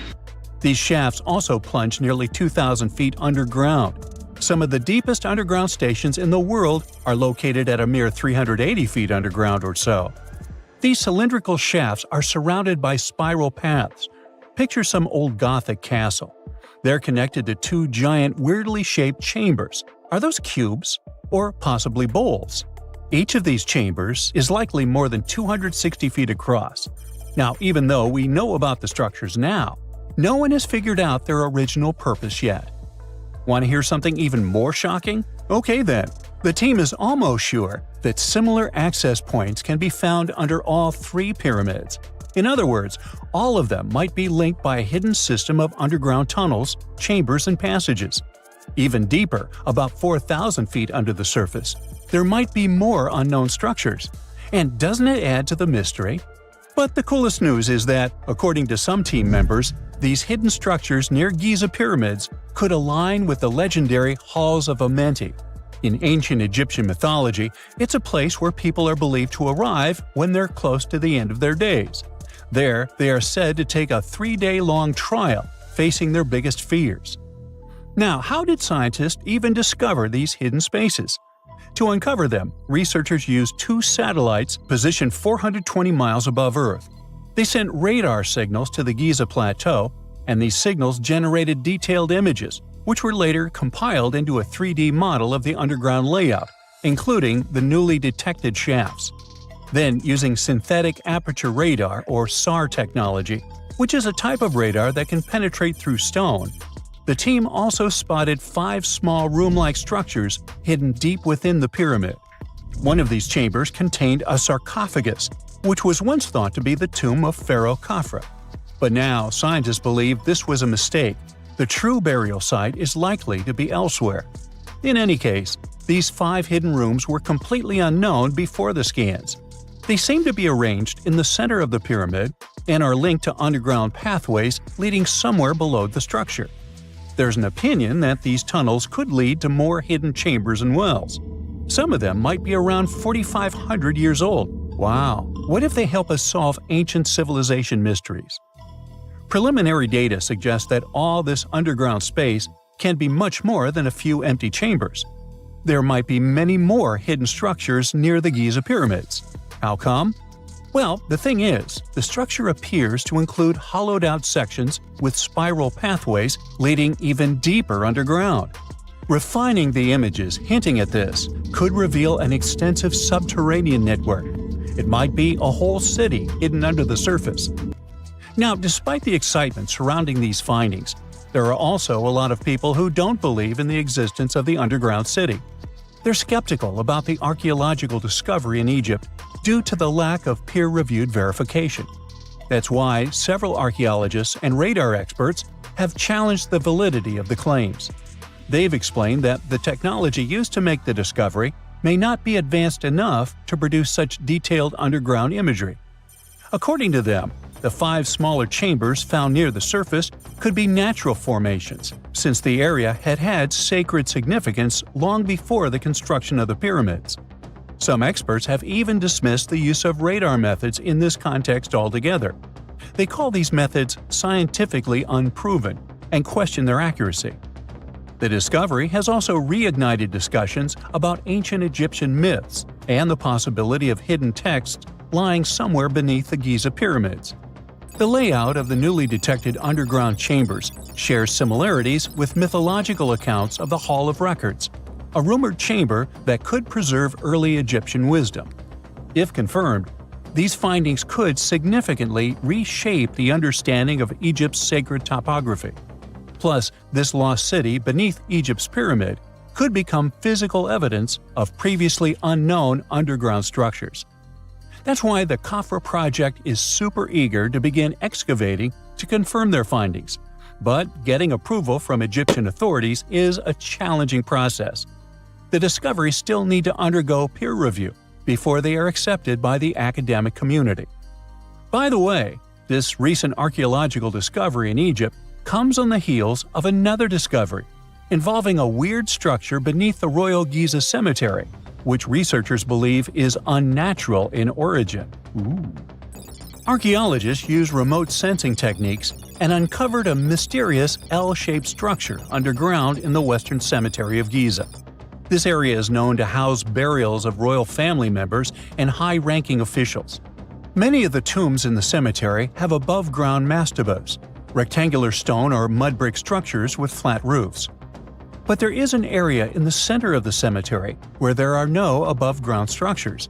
To investigate this unexplored region, the team used electrical resistive tomography and ground-penetrating radar. ERT works by sending electrical currents into the ground and measuring the resistance to detect remains. As for GPR, it sends radar into the ground and maps the structures based on the radar's return. The team found an anomaly about 6.5 feet beneath the surface. It appeared to be an L-shaped structure measuring at least 33 feet in length. The readings suggested that the structure had been backfilled with sand after its construction. This made the team hypothesize that it could be a mix of sand and gravel, or possibly an air void. This anomaly was classified as a highly resistive structure, which meant it didn't occur naturally. Motoyuki Sato, the study's lead author and professor at Tohoku University in Japan, claims that the structure is not a natural formation due to its sharp shape. Another weird thing about ancient Egyptian pyramids is that historians have long believed that they were built primarily for royals and high-status individuals who had the wealth and power to create such massive structures. However, new research from the archaeological site of Tombos in modern-day Sudan challenges this assumption. The thing is, Tombos' pyramid may have served as burial sites for low-status workers as well as elites. The hard-working members of ancient communities may have found their last resting place in some of the most visible monuments, including the pyramids. Located along the Nile River in the ancient region of Nubia, Tombos became part of Egypt after its conquest of the area around 1400 BCE. That's when Egypt established the site to strengthen its colonial control. Workers at Tombos built pyramids, but those were much more modest than the famous pyramids of Giza. The research team reanalyzed 110 human skeletons from Tombos, originally studied in 2012. In particular, they examined the entheses, the areas where tendons and ligaments attach to bones. Such an analysis can give us insights into the amount of physical labor a person performed. When someone does hard labor, their bones often develop distinct crests and ridges at these attachment points due to the stress on the tendons and ligaments. And while some skeletons showed little change in their entheses, suggesting they belonged to individuals from the upper classes, others showed more serious changes. It means they belong to lower-class workers. This finding can totally challenge our earlier understanding of pyramid burials, especially the idea that only elites were buried in the pyramids, because the pyramids themselves were designed for the elite. This recent research may prove that lower-class workers may have found their final resting place in these monumental structures too. A gruesome discovery took place in Egypt some years ago. You want to hear about it? 16 human hands, carefully buried in 4 eerie pits. They didn't look too much like human hands at first, since they were abnormally large, but they were. Weirdly, there were only right hands, no left hands were in sight. It turned out that it points to the practice of an ancient dark ritual. Old Egyptian art and tales talked of a ceremony where warriors would present the right hand of their adversaries as proof of victory and ask for gold in return. Egyptians believed in the afterlife, so cutting off someone's hand meant you cut off their power eternally. Guaranteeing this type of defeat was interesting to the winning party. Here, the fight was between Egyptians versus Hyksos, who lived in what was once known as Canaan. Egypt has always been the center of some history-changing findings, and some time ago, this papyrus was found. If we stretched it open, it would be just a tad bigger than the height of a skyscraper. The world's tiniest skyscraper, which is located in Wichita Falls, Texas. When humans didn't write on their notes app, they wrote on this thing, made from the medulla of a papyrus plant. Around 2,000 years ago, ancient Egyptians wrote something reminiscent of a book where they describe most of their funerary traditions and their visions of the afterlife. It's considered one of the most important texts from ancient Egypt and is still sold in bookstores to this day. This ancient manuscript was unearthed from a chamber located just south of the Pyramid of Djoser, located in Saqqara. Oh yes, Djoser is the oldest pyramid in Egypt and not the Giza pyramids like most people think. So recently, the site of Saqqara buzzed with excited archaeologists who probably found one of Egypt's oldest complete mummies. They believe that this beautiful and well-preserved mummy was that of a wealthy man. He was discovered in a deep shaft, covered in layers of gold leaves. There are many symbols that show he was an important and wealthy man, like the band he wore on his head, the bracelet on his chest, and the fact that he was embalmed with a tunic, which was reserved for Egypt's finest. The most exciting part of the entire discovery was finding the resting place sealed with mortar, just as the ancient Egyptians had left it 4,300 years ago. Now this may sound weird, but back in 2008, archaeologists discovered a missing pyramid. Now it went missing because it deteriorated over the span of 4,000 years. Today, you can only see its base. It was a pretty important site back in ancient times. It is said that around the area of the pyramid, the ancients hosted a special type of ceremony where high priests would carry mummified remains of sacred bulls. Now, here's a fun fact. Ancient Egyptians believed that Apis bulls were earthly incarnations of the city deity of Memphis and was connected to rites of fertility. It wasn't just any Apis bull, though. They needed to be all black, with a single white mark between its horns and a bunch of very specific characteristics. They were selected by the local priests and honored until they passed away. After that, they were mummified and buried in underground galleries. Meanwhile, This missing pyramid sort of disappeared around the 1800s. It was a German archaeologist who first found it in the village of Saqqara. He called it the Headless Pyramid when he first found it. But then, years after the official discovery, the desert sand came along and covered the whole thing. There were some excavations between the 19th and 20th centuries, but they weren't too systematic. That's why scientists were so thrilled when they dug an entire pyramid's base after removing the 25-foot mound of sand that was covering it. Oh, and it turns out American archaeologists are excavating a cemetery in Egypt that could contain over 1 million mummified bodies. So far, archaeologists have dug around 1,700 mummies. One of the main differences from other classic Egyptian mummies is that these people weren't kings and pharaohs. They were commoners that most likely lived about 1,500 years ago, when Egypt was controlled by the Roman and Byzantine empires. The name of the cemetery is cool, though, the Way of the Water Buffalo, just in case you want to check it out on your next trip. Other than bulls and buffaloes, ancient Egyptians also liked baboons. Are you seeing a pattern here? In the beginning of the 20th century, archaeologists discovered a site filled with mummified baboons in a place called, guess what, the Valley of Monkeys. An animal wouldn't have been mummified if it wasn't considered important. Certain animals were more important than others, since they were linked to specific deities.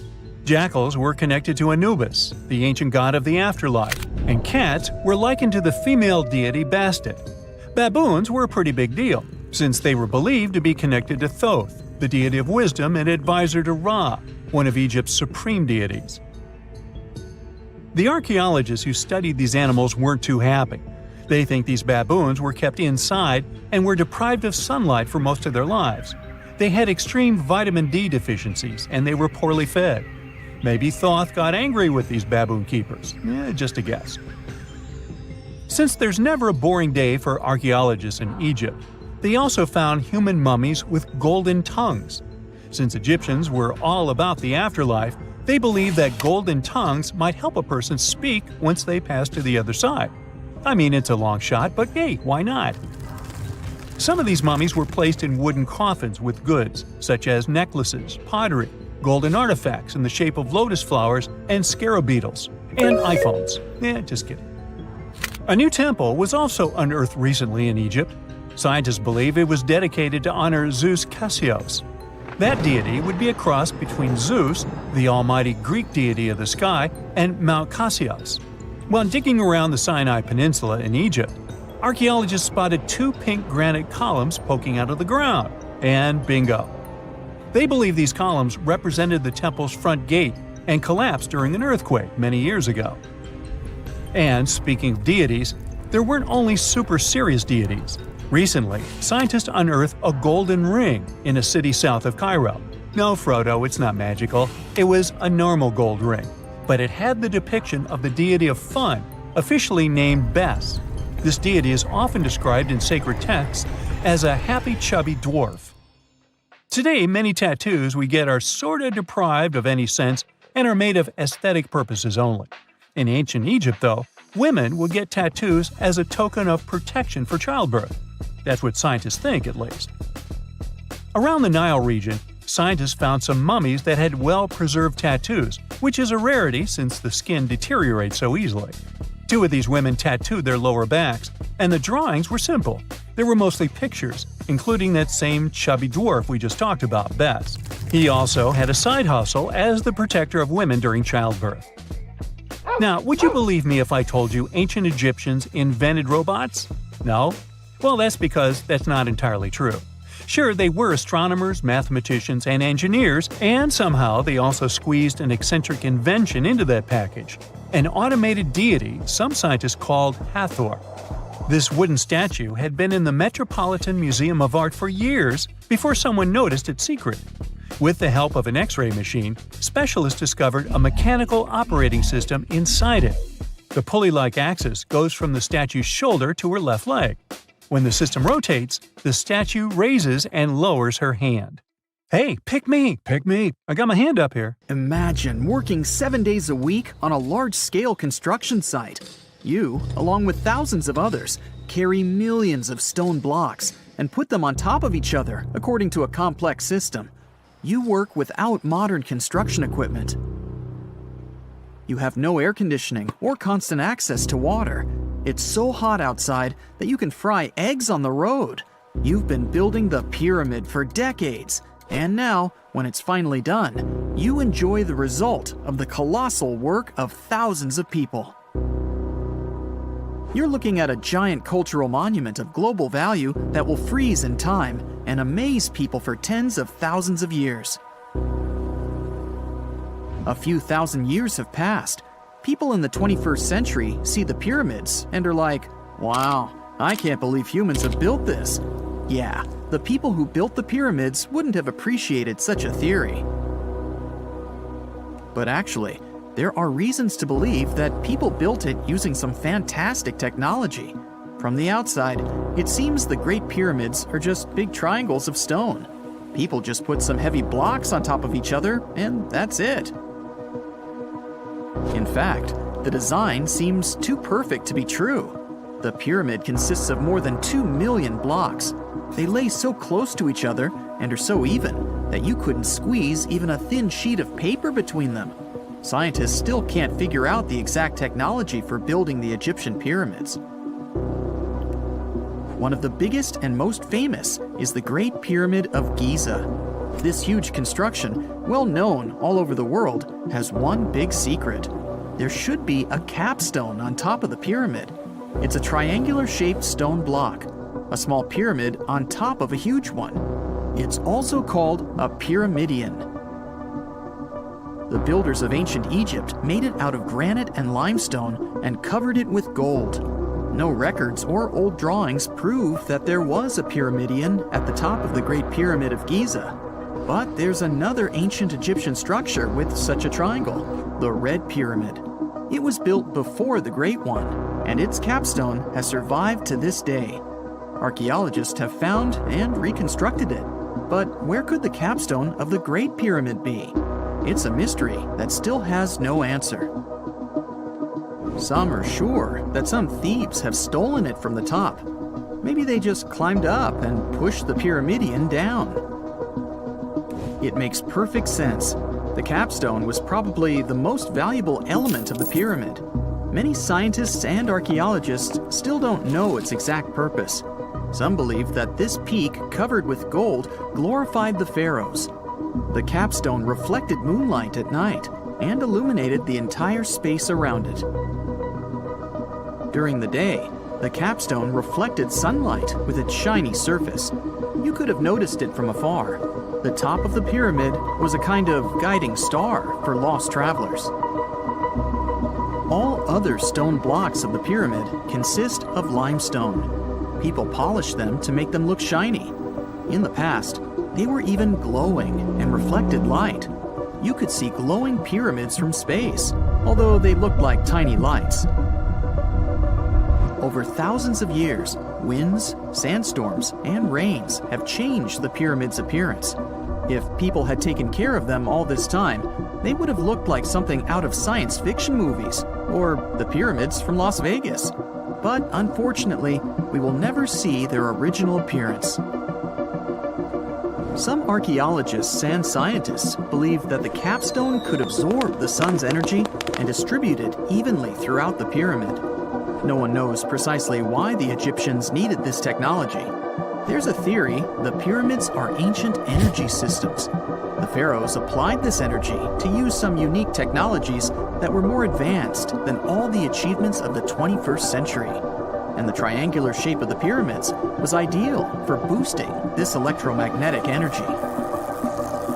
In theory, solar radiation, or electromagnetic forces, accumulated at the top of the pyramid, filled the inner rooms, and then went down the walls to the base. Any surface distortion could prevent the flow from spreading, so they had to create a perfectly smooth surface. That's why they installed the blocks so that nobody could squeeze a needle or razor blade between them. Many people believe in this theory because they built the pyramids from limestone. This material can hold energy inside itself. In the inner part, they created granite deposits to cause air ionization, that is, to create an electric charge. They also dug channels under the pyramid for water to transmit electricity. And at the top, they put a gold capstone, the best conductor of electricity. So, this is how you get a great power generator. Different cultures used similar technologies to create electricity all over the world. But these are all theories. If it had been working, humanity would have used these technologies today. There are mentions of the metal industry, chemistry, engineering, physics, mathematics, and astronomy in some ancient records. Most scientists don't believe in all these things. We know the detailed stages of the technology's development in different cultures. In the 21st century, scientists, historians, and anthropologists can track the evolution of all modern devices. If people had created some technological inventions in ancient times, the history of the world would have looked different. Perhaps all the achievements of antiquity could have been wiped off the face of the earth by global cataclysms. And it can happen to us. Just imagine how people would dig up a laptop in 5,000 years. Perhaps they wouldn't understand what kind of device it is. Another Egyptian wonder surrounded by mystery is the statue of the Sphinx. The Egyptians carved it out of a single massive piece of limestone about 4.5 thousand years ago. But scientists still don't know the exact date of its construction or who built it. People painted the Sphinx in different colors, so it looked much brighter and more vivid in the distant past. It was shining just like the Great Pyramids. Anyway, time hasn't only changed its appearance, but its name too. Initially, the Egyptians called it Hor-Mekhet. The Greeks renamed it the Sphinx about a few hundred years after it had been built. The Sphinx emphasized the greatness of the rulers of Egypt. It also performed a symbolic function of a watchdog guarding the tomb of the pharaoh and the paths leading to it. This version sounds realistic, since archaeologists have discovered many secret entrances at the foot of the Sphinx. Perhaps these rooms and intricate tunnels lead to underground halls with treasures. And treasures don't always mean gold and jewelry. According to legends and theories, the Sphinx guards the Hall of Records, the storage of all humankind's knowledge. The information about the ancient mythical state of Atlantis could be there. You can find many detailed maps of the internal dungeons of the Sphinx on the internet. They show structures 12 stories deep under the statue. It looks like a small city filled with gold, scrolls of knowledge, and various ancient artifacts.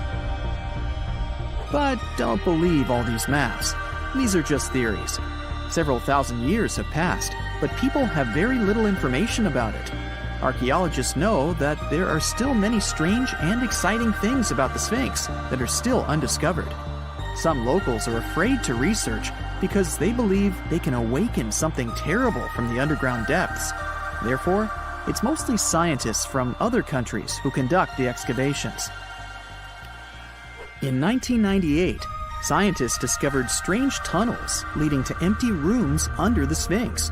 They realized that some people tried to get there through tunnels in the past, and maybe those people took all the treasures that were there.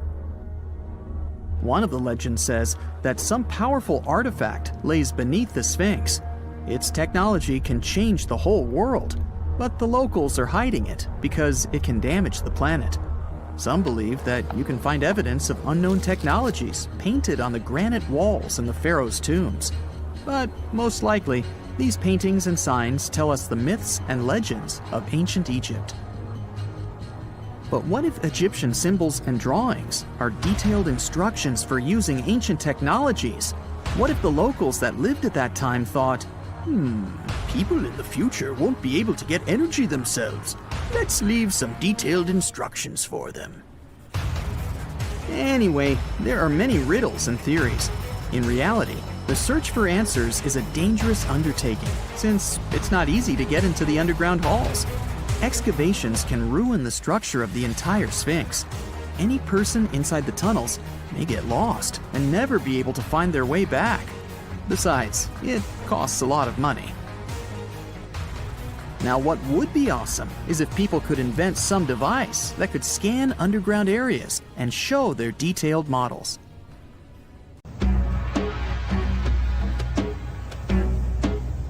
This is not a dune set. This is a very real desert in Niger. Jado was probably built by the nomadic Sao people and is filled with ksars, which are fortified houses made of salt and clay, with giant walls and secret passages. Located deep in the desert, it was once a vital stop for trans-Saharan caravans, but is now a hotspot for smugglers and bandits. The site has been off-limits since 2002 due to its dangers. The origin of the ksars remain a mystery. No archaeological studies have been conducted, leaving many questions unanswered. Even today, shifting sands reveal and conceal parts of these ancient ruins, fueling local speculation about what might still be hidden beneath the desert. Speaking of connective tunnels, scientists were blown away by the discovery of lava tubes in Saudi Arabia. These underground passages form when molten lava cools down. Researchers believe that ancient nomadic groups may have utilized these tunnels to survive the super harsh desert climates. While excavating the tunnels, archaeologists uncovered artifacts, rock art, and skeletal remains. The art and animal bones show that the people who used the tunnels were probably sheep and goat herders. They're still piecing together whether these groups lived in the tunnels for extended periods or just used them as temporary shelters. The Great Pyramid of Giza has been standing for thousands of years, but it's still hiding secrets. Using special scanning technology, scientists found two hidden structures under an ancient burial ground. The first is a shallow L-shaped structure, and below it is a much larger space that could be a final resting place or a chamber.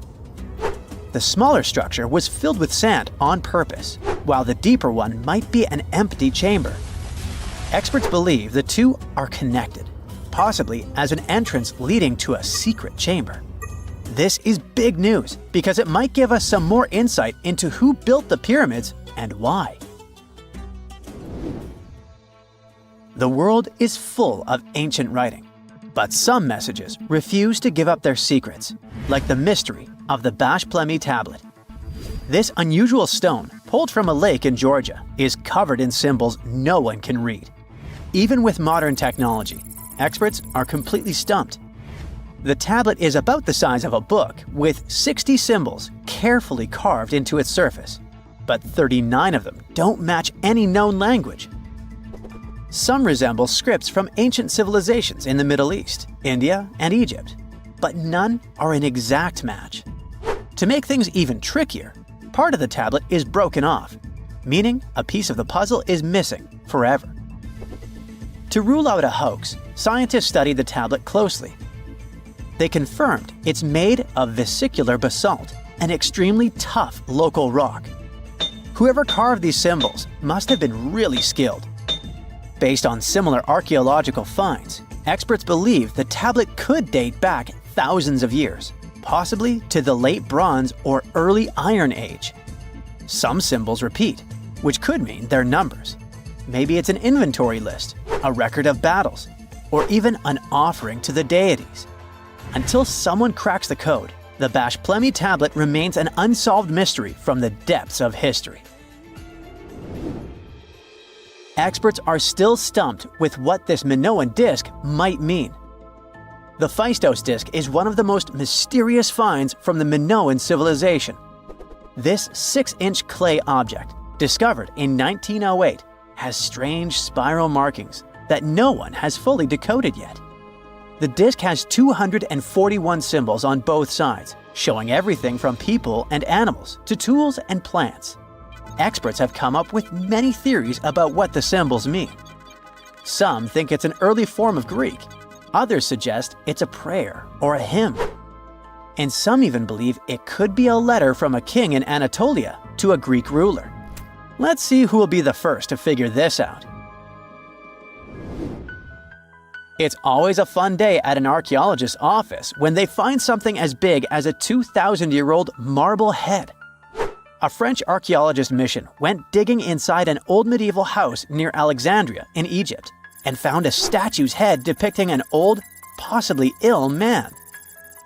This statue dates from the last Egyptian dynasty before it became part of the Roman Empire, and the site where it was found is associated with the likes of Cleopatra and Mark Antony. For archaeologists, even the smallest finds at this site means a lot. You've heard of Lucy, right? The Australopithecus that was an early ancestor for us humans. Well, scientists found some of her species' footprints somewhere in Tanzania. The so-called Laetoli footprints are over 3 million years old. The trail stretched 88 feet and has about 70 footprints, left behind when a bunch of early humans walked across some wet volcanic ash. What's cool is that these early humans were already walking on 2 feet, like us, not all hunched over like apes. The close spacing of the prints shows they probably had short legs and a shorter stride than we do today. In an ancient Egyptian temple, archaeologists uncovered a shrine unlike any other, a place dedicated to falcons and 2 mysterious deities. One deity had a falcon's head, while the other wore a crown with a sun disk and cow horns. But the most baffling discovery was an inscription that read, "It is improper to boil a head in here." At the heart of the shrine, there are 15 headless falcons carefully arranged on a pedestal, likely as offerings to the falcon-headed deity. One theory suggests the birds were boiled first, perhaps to pluck their feathers, before being placed in the shrine, following the strange rule carved into stone. Archaeologists also found a 13-inch iron harpoon nearby. Its true purpose remains unknown, although the shrine also held remains of fish, mammals, and bird eggs, suggesting that the rituals may have included feasting. And speaking of ancient Egypt, meet Hathor. Scientists named her after the ancient Egyptian deity of motherhood, music, and singing. This wooden statue, housed at the Metropolitan Museum of Art, was thought to be just a beautiful artifact, until a surprising secret was uncovered. Using an X-ray machine, experts found a mechanical operating system inside it, with pulleys and axles connecting her shoulder to her left leg. When activated, the system made her hand raise and lower, an engineering marvel from over 3,000 years ago. The statue was created during Egypt's Middle Kingdom, around 1800 BCE, and is often compared to 19th century automata due to its advanced design. It's believed the statue was used in religious ceremonies, symbolizing Hathor's role in dance and music. An unexpected discovery happened in northern Kuwait, where a Kuwaiti-Polish team uncovered a mysterious 7,500-year-old statue. The statue features an elongated skull, no mouth, narrow eyes, and a flattened nose. This feature is thought to be an Ophidian figurine, named after the Greek word for snake, and it was likely made by the Ubaid culture, a civilization known for their pottery skills. While no one knows exactly what role this weird statue played, it might have been linked to rituals or symbolic practices. Some scientists think these figurines, found in homes or final resting places, were tied to important cultural beliefs. We couldn't mention unresolved mysteries of this world without speaking about these elongated skulls.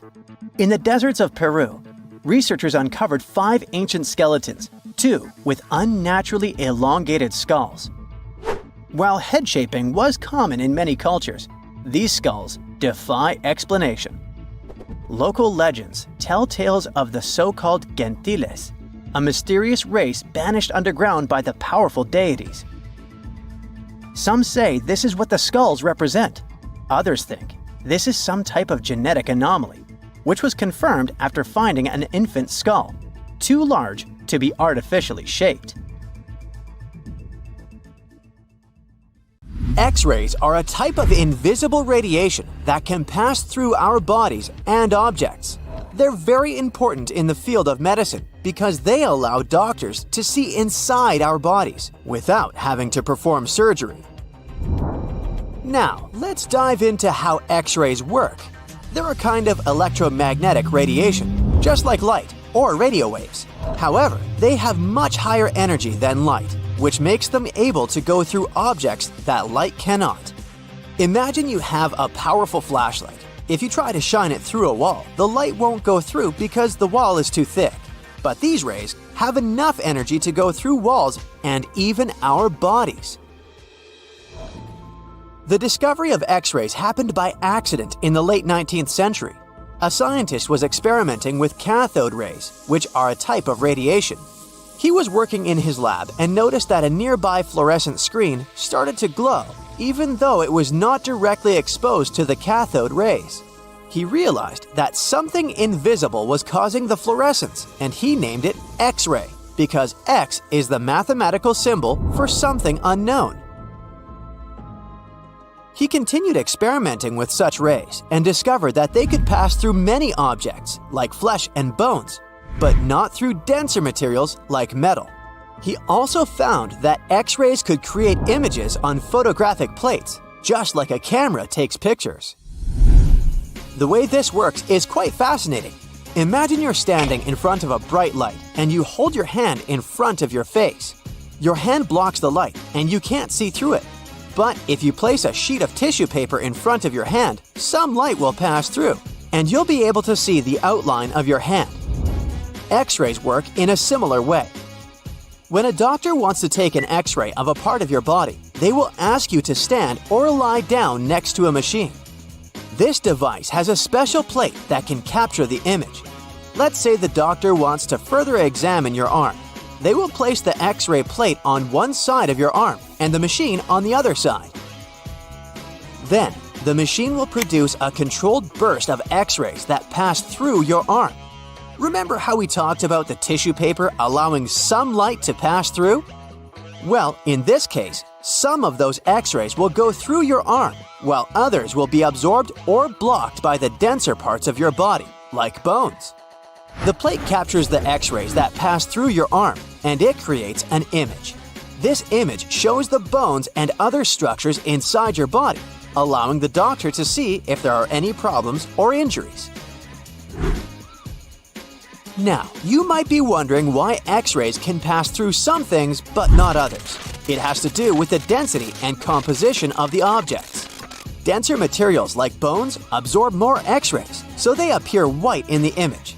So when you look at the result, you'll see your bones as white shapes. Other tissues like muscles and organs are less dense and allow some of those rays to pass through, so they appear as gray shadows. What if I told you there's a whole new way you can peek inside objects, but without using X-rays? I'm not talking about magic powers. Take a comfortable seat while I explain what myography is. This fascinating scientific technique allows us to see inside objects and even beneath the Earth's surface using a special type of particle called a muon. These elementary particles are very similar to electrons, but they're much heavier. They are created high up in the Earth's atmosphere when cosmic rays, which are particles coming from space, collide with the air molecules.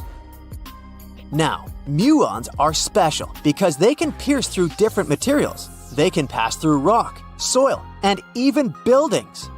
Scientists realized this potential back in the 1950s when they were studying cosmic rays and noticed that some of the particles could pass through thick materials. The first muography experiments took place in the 60s. Specialists discovered that muons can be detected using special devices called muon detectors. These detectors are usually placed underground or in specially designed laboratories to shield them from other particles and background radiation. Now let's dive into how muography actually works. Imagine you have a large object, like a pyramid, a mountain, or even an ancient statue, and you want to see what's inside without damaging it. First, detectors are positioned around the object or in the area you want to examine. These detectors are sensitive to muons and can track their paths. When such a particle passes through a detector, it leaves a trace, like footprints in the sand. By collecting data from multiple detectors, scientists can reconstruct the paths. Here's where things get really cool. The Earth's atmosphere acts like a natural filter for muons. It turns out that the more massive an object is, the more particles it will block. So, if you have a large, dense object like a mountain, fewer muons will pass through it compared to a smaller, less dense object, like an empty box. This difference in the number of particles that reach the detectors can give us clues about what's inside the objects.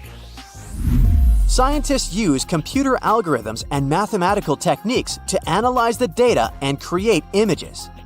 These images represent the density distribution of the object being studied. It's like creating a map that shows where the densest areas are and where there's gaps inside the object. The concept of muography is similar to using shadows to understand the shape and size of an object.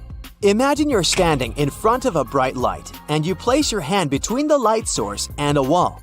You'll see a shadow of your hand on the wall. Based on the shape and size of the shadow, you can get an idea of what your hand looks like, even though you can't see it directly. This technique has been used to study various objects and structures. For example, scientists have used it to explore the inside of volcanoes and pyramids, and even to investigate the structure of mountains and the Earth's crust. With the help of this amazing technique, scientists have now uncovered new information about the Great Pyramid of Giza. They discovered something that had eluded tomb raiders for centuries. They found a hidden chamber. And guess what they named it? The Big Void. Yeah, I know, not the most creative name. They even used 3 different muon detection techniques just to be super sure that it was indeed a big, mysterious void inside the grandest pyramid of them all. Once news got out about this mind-boggling discovery, Egyptian authorities couldn't resist the temptation to explore further. So, they brought in an endoscope camera to confirm the existence of this epic void. So, they inserted a camera through one of the openings underneath the entrance, and voila! It revealed a corridor. More so, the corridor had a chevron ceiling. I can't help but imagine the ancient Egyptians using it as a cool dance floor. Another team of scientists decided to take another shot at scanning this newfound void. According to them, the Great Pyramid of Giza is a pioneer in the pyramid game. It used a technique called chevron to cover internal structures and keep them from collapsing. Now, why did the ancient Egyptians build this corridor and the grand void it leads to? One theory suggests that the corridor was built to relieve pressure inside the pyramid. Another theory says that the void could be a result of the pyramid's construction process. It could have been an internal ramp used to move roof blocks into position, and then it was left there or filled loosely with rubble. According to other enthusiastic explorers, there might be another burial chamber waiting to be discovered. They believe that the pyramids were built with a dash of randomness in the construction process. As the builders worked their magic, they realized that some chambers wouldn't be able to handle the weight of a majestic sarcophagus. So they made adjustments on the fly, creating new plans as they went along.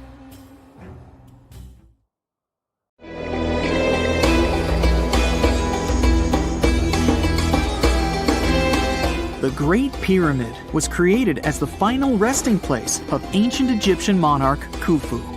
According to legend, French leader Napoleon entered the Great Pyramid and came back out looking shaken and super pale.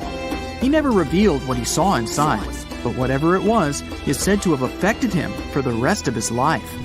When Napoleon entered the pyramid, he would have walked through a super tight and ascending passageway. He'd then go through another passageway, known as the Great Chamber.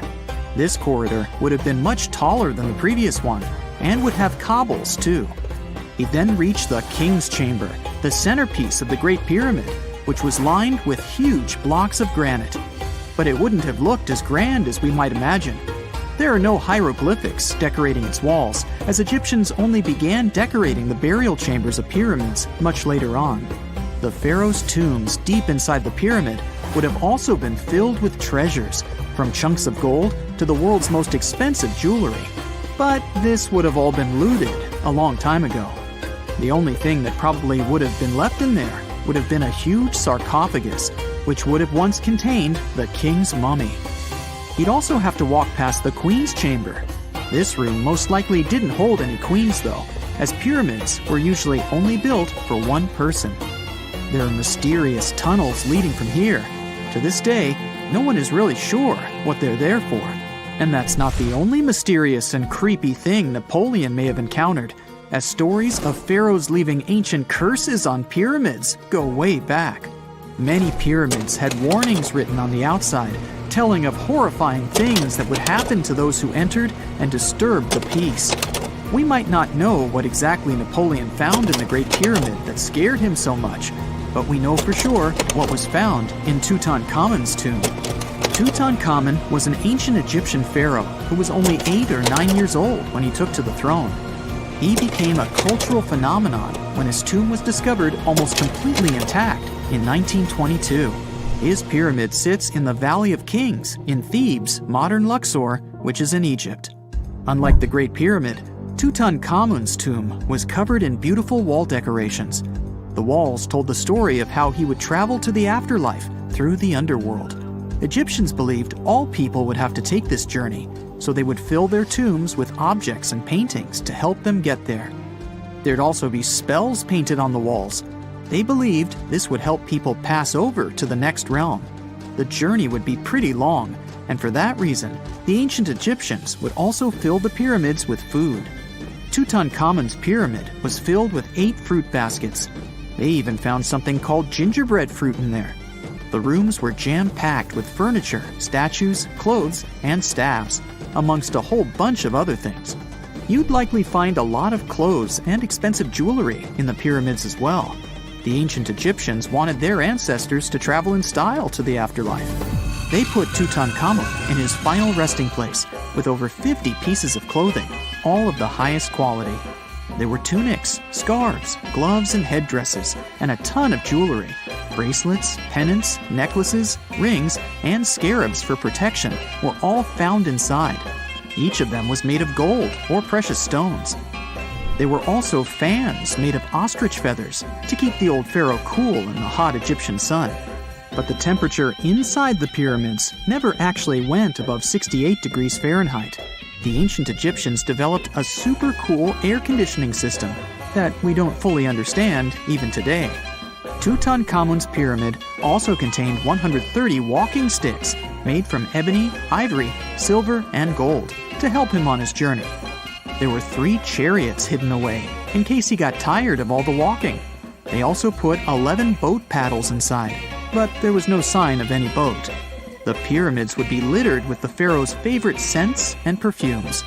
During the excavation of Tutankhamun's pyramid, it quickly became clear that it had been robbed during ancient times.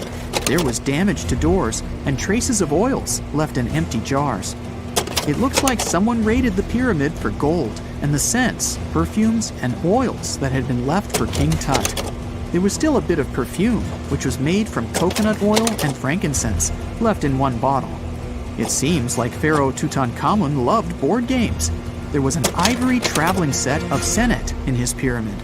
Although we don't know for sure exactly how to play it, we have figured out it was sort of an ancient Egyptian version of backgammon. It looks like it was a 2-player game where the goal was to knock your opponent off the board. Not really sure who Tutankhamun's mummy was supposed to play with, though. The ancient Egyptians had some rituals that may seem pretty strange to us. For example, they used to shave their eyebrows off if they ever lost a cat. So it's not too surprising they put some really weird things inside pyramids. Archaeologists discovered a collection of mummified cats and scarab beetles in pyramids that date back more than 4,000 years. They were found in the pyramids of Saqqara, which is south of Cairo. They also found a bunch of makeup kits and mirrors inside. Makeup was worn proudly by both men and women in ancient Egyptian times. Eyeliner was the most popular cosmetic. The Rosetta Stone was one of the best discoveries ever made in pyramids. It was found by our man Napoleon Bonaparte and his team. It's a black granite rock that dates back to 196 BCE. It's transcribed in Greek, Demotic, and hieroglyphic. When it was translated in 1822, we got the key to understanding ancient Egyptian hieroglyphics for the very first time. The discovery of Queen Hatshepsut's mummy in 1903 changed our understanding of the Egyptians forever. After she had passed away, Her successor, Thutmose III, removed most of the evidence of her reign, so we basically knew nothing about Egypt's first great female leader. She's now gone on to become one of the few and most famous female pharaohs of Egypt. Pharaoh Khufu even had a fully fledged boat in his pyramid. Archaeologists uncovered more than 1,200 pieces of a giant boat near the Great Pyramid at Giza. They reassembled the boat, and it's a whopping 144 feet long. It's most likely a solar boat, which was designed to carry the resurrected king with the deity Ra. Fun fact, the Pyramid of Giza is the last remaining of the 7 wonders of the ancient world. The other 6 are the Hanging Gardens, the Colossus, the Temple of Artemis, the Mausoleum, the Lighthouse, and the Statue of Zeus. This pyramid was also the world's tallest man-made structure for 3,800 years, and it's the biggest pyramid in Egypt.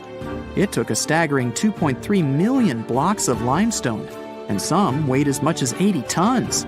It took an incredible 100,000 laborers and a whopping 23 years to build. Its original height was a mega 480 feet. In 2017, archaeologists discovered something weird about Egypt's Great Pyramid. There's a hidden void that's at least 100 feet long, and no one really knows why it's there or what's actually inside it. The weird void is the first inner structure discovered within the 4,500-year-old pyramid since the 1800s. Scientists used cosmic rays to detect the massive hole, but are still no closer today to finding out what's inside. The ancient Egyptians took a lot of care building the pyramids, and everything was strategically placed and structurally sound, so it's super unlikely that this hole is due to blocks falling over time. Loads of pyramids also contain small model figurines called ushabti. These represented attendants.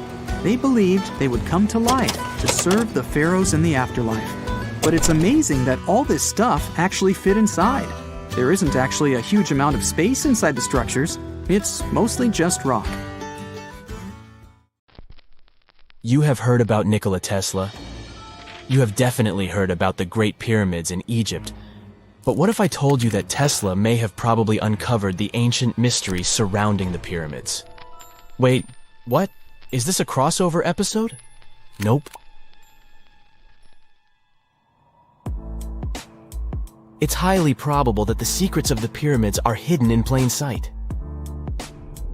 But first, let's recap what we know about the pyramids. What's so mysterious about them?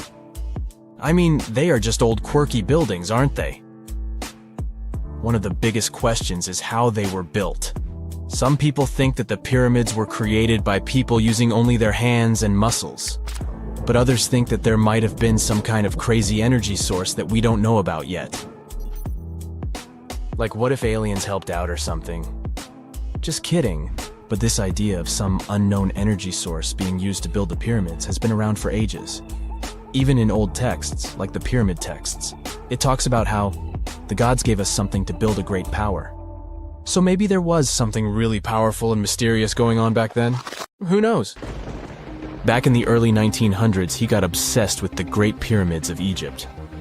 He read numerous books about these ancient structures and was blown away by how much energy they seemed to have.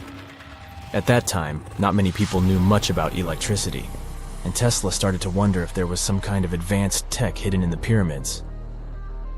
He had an idea that the power of the pyramids had to do with electromagnetism, and he put a lot of time and effort into trying to figure out the mystery. Tesla had some pretty unusual theories about the Great Pyramids.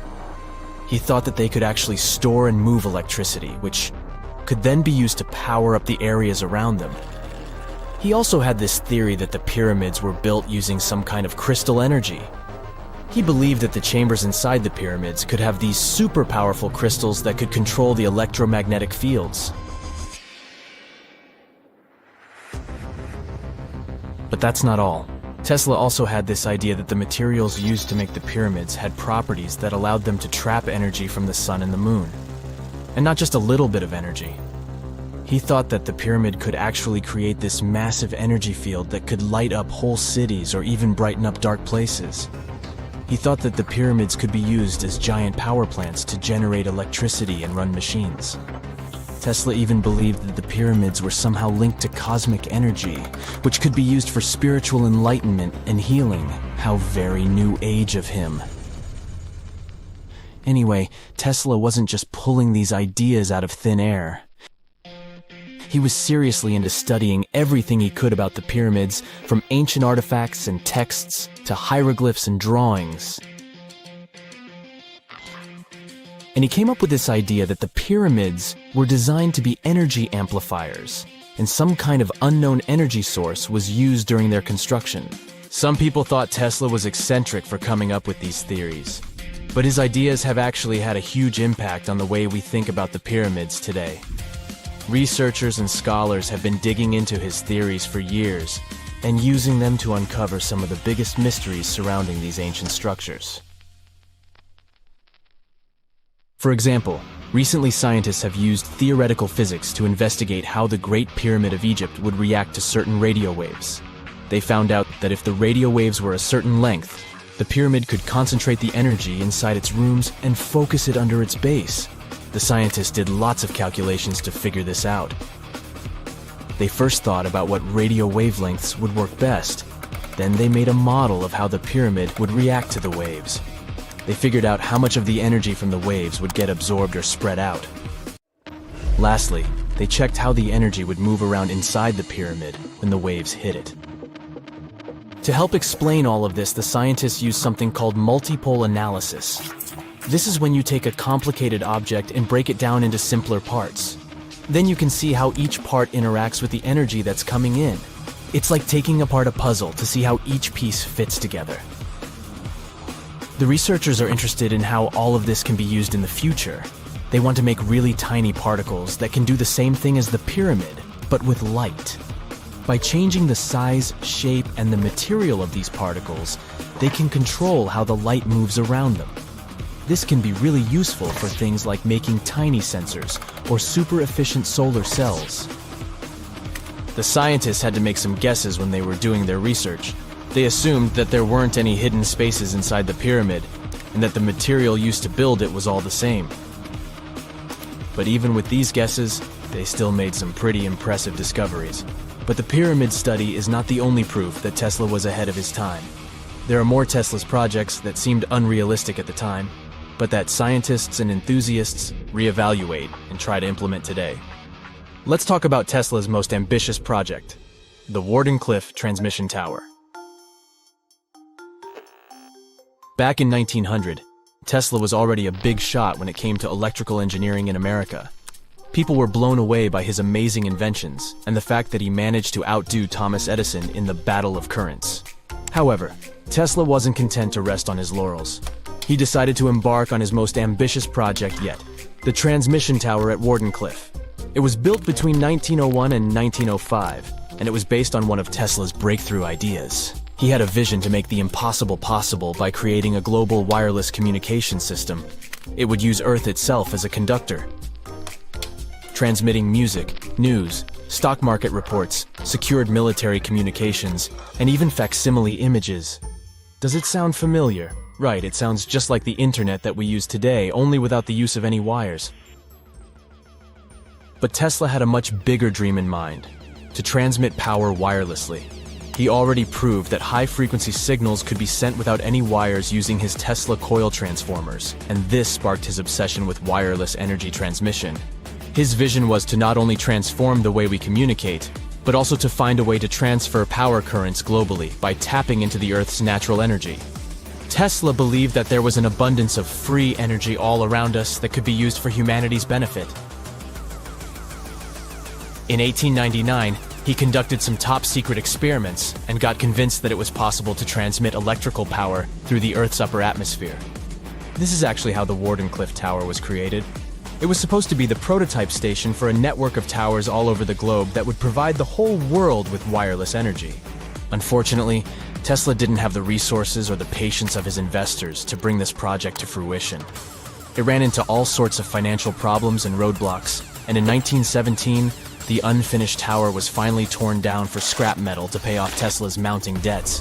Now it remains a sad reminder that even the greatest minds can sometimes fall short of their dreams. The original red brick laboratory, however, is still there, and it is the only Tesla lab that has survived. Fun fact, in 2017, a film crew made a crazy discovery. They used ground-penetrating radar to explore the area around Wardenclyffe, and they found a whole series of tunnels stretching for hundreds of feet underneath the site. Nobody knows exactly what these tunnels were used for, but people have been speculating for years that they were part of Tesla's grand plan. Wardenclyffe, of course, is a major landmark for Tesla enthusiasts from all over the world. Who knows? Maybe someone will finally crack the mystery of the tunnels one day. But even if they don't, the legacy of Tesla and his amazing ideas lives on. Egyptologists have been digging around every inch of the Great Pyramid for ages. Yet somehow, they overlooked this stunning pink granite bathtub buried a few miles next to it. And here's the deal. This mysterious oval tube lying next to the Khufu pyramid for years may provide evidence that the Egyptians built the pyramids not only for monumental purposes, but also to generate electricity, experimenting with it long before Alessandro Volta and Thomas Edison. The Giza Plateau is famous for its three pyramids, Khufu, Khafre, and Menkaure. But there are also two smaller foundations next to them, the unfinished North Pyramid of Zayat el-Aryan and the Layer Pyramid. Some researchers say these buildings were never finished, while others think they were destroyed for more mysterious reasons. One of these reasons might have to do with the original usage of the Giza pyramids, the idea that they were used as an electricity generator. To connect these dots, we need to go back to the beginning of the 20th century. That's when an Italian architect and Egyptologist named Alessandro Barsanti decided to examine the Zayat el-Aryan pyramid. Near the site, he noticed something unusual: scattered granite fragments. To a casual passerby, these might have seemed insignificant, but Barsanti recognized the signs. You see, ancient Egyptians often used sites to prepare stones before transporting them to their final destinations. The fact that there was granite on the ground intrigued him. Granite was a more expensive material than the limestone typically used for pyramids, which suggested that it might have been intended for an important and possibly hidden structure. At a depth of 68 feet, they encountered a huge pink granite block. He kept going with the excavations, and they revealed ancient inscriptions carved into the stones. They sent the drawing to experts, but no one could decipher what they meant. Were they instruction sets to something? That's when Barsanti made his biggest discovery. He found an oval-shaped vat carved from pink granite and polished to a mirror-like finish. The thing is, the vat had been carefully sealed. When they opened it, they found a thin black residue along the walls. I'm thinking something in the lines of a black oily substance. This discovery raised many questions for him. It didn't make sense to him that ancient Egyptians would go above and beyond to seal and protect this strange vat. By 1911, Barsanti had to abandon his effort to figure out what was the deal with that mysterious pit. But his findings intrigued researchers all over the world, and they've got their own opinions about it. One of these modern theories suggests that the other pyramids could have been used as a part of a bigger whole. It suggests that the Khufu pyramid was actually used as a water pump designed to irrigate the desert area. Apparently, the pyramid's internal chambers would function as a hydraulic system. In the 1990s, an engineer took this theory seriously and studied the pyramid's subterranean chamber. Surprisingly, he found actual signs of water damage.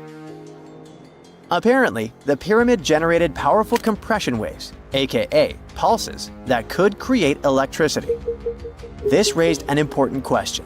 Could the ancient Egyptians have used the pyramids as a generator in order to produce electricity?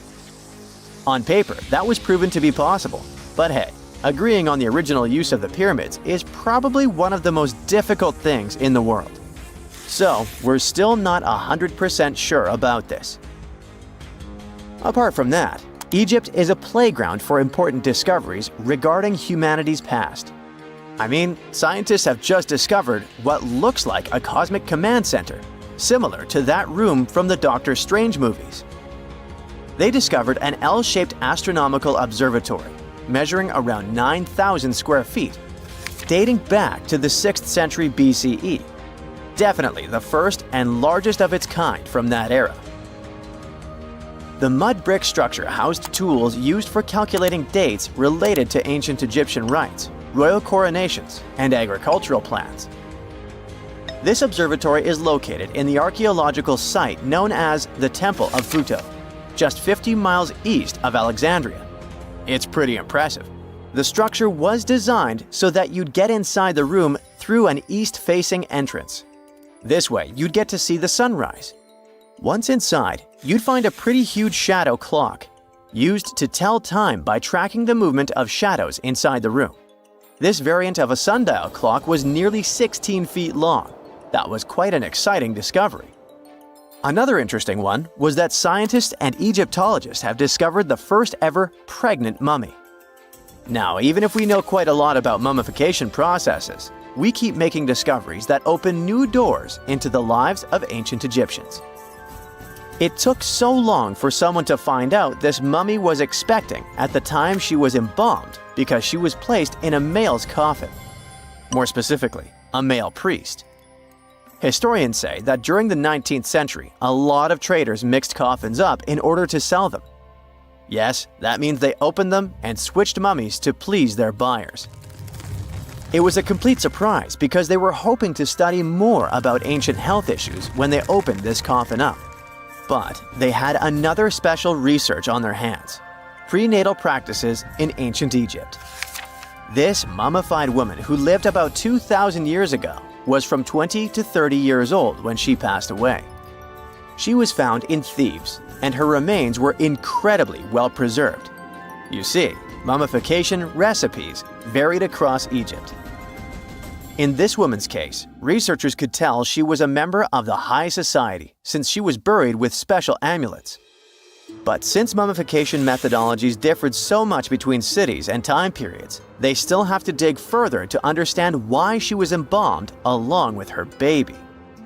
Speaking of mummies, scientists were digging up a final resting place in Saqqara, also in Egypt, and they unearthed two embalming workshops. One was for humans and the other for sacred animals. Apparently, the workshops date back to about 2,400 years ago. They were equipped with stone beds, clay pots, and ritual vessels. Everything you needed to mummify. But that's not all. Archaeologists also stumbled upon cheese stored in jars behind tombs that were over 3,000 years old. Yep, cheese. This shows that the ancient Egyptians were pretty savvy when it came to preserving food, too. They knew how to store stuff for the long haul, not just the mummies. It really shows how they applied their preservation skills to both food and bodies, giving us a glimpse into their impressive technological know-how. Scientists have also found one of Egypt's oldest complete mummies, and to their surprise, it was completely covered in gold.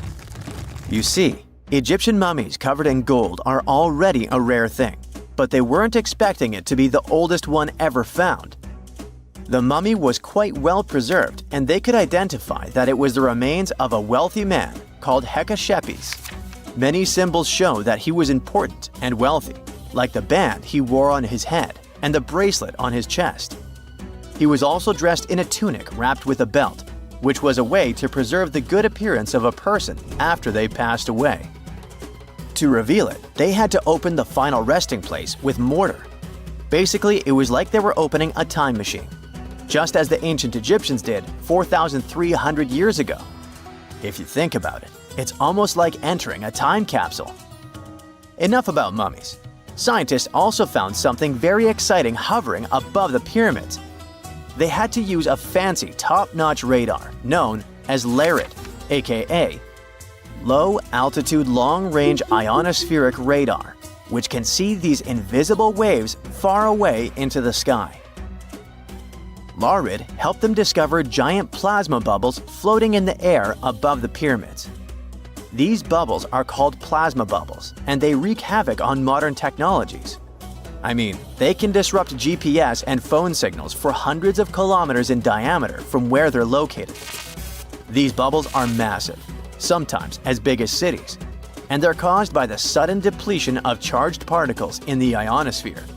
So, instead of spreading out evenly throughout the ionosphere, they stick together in this wave-like form.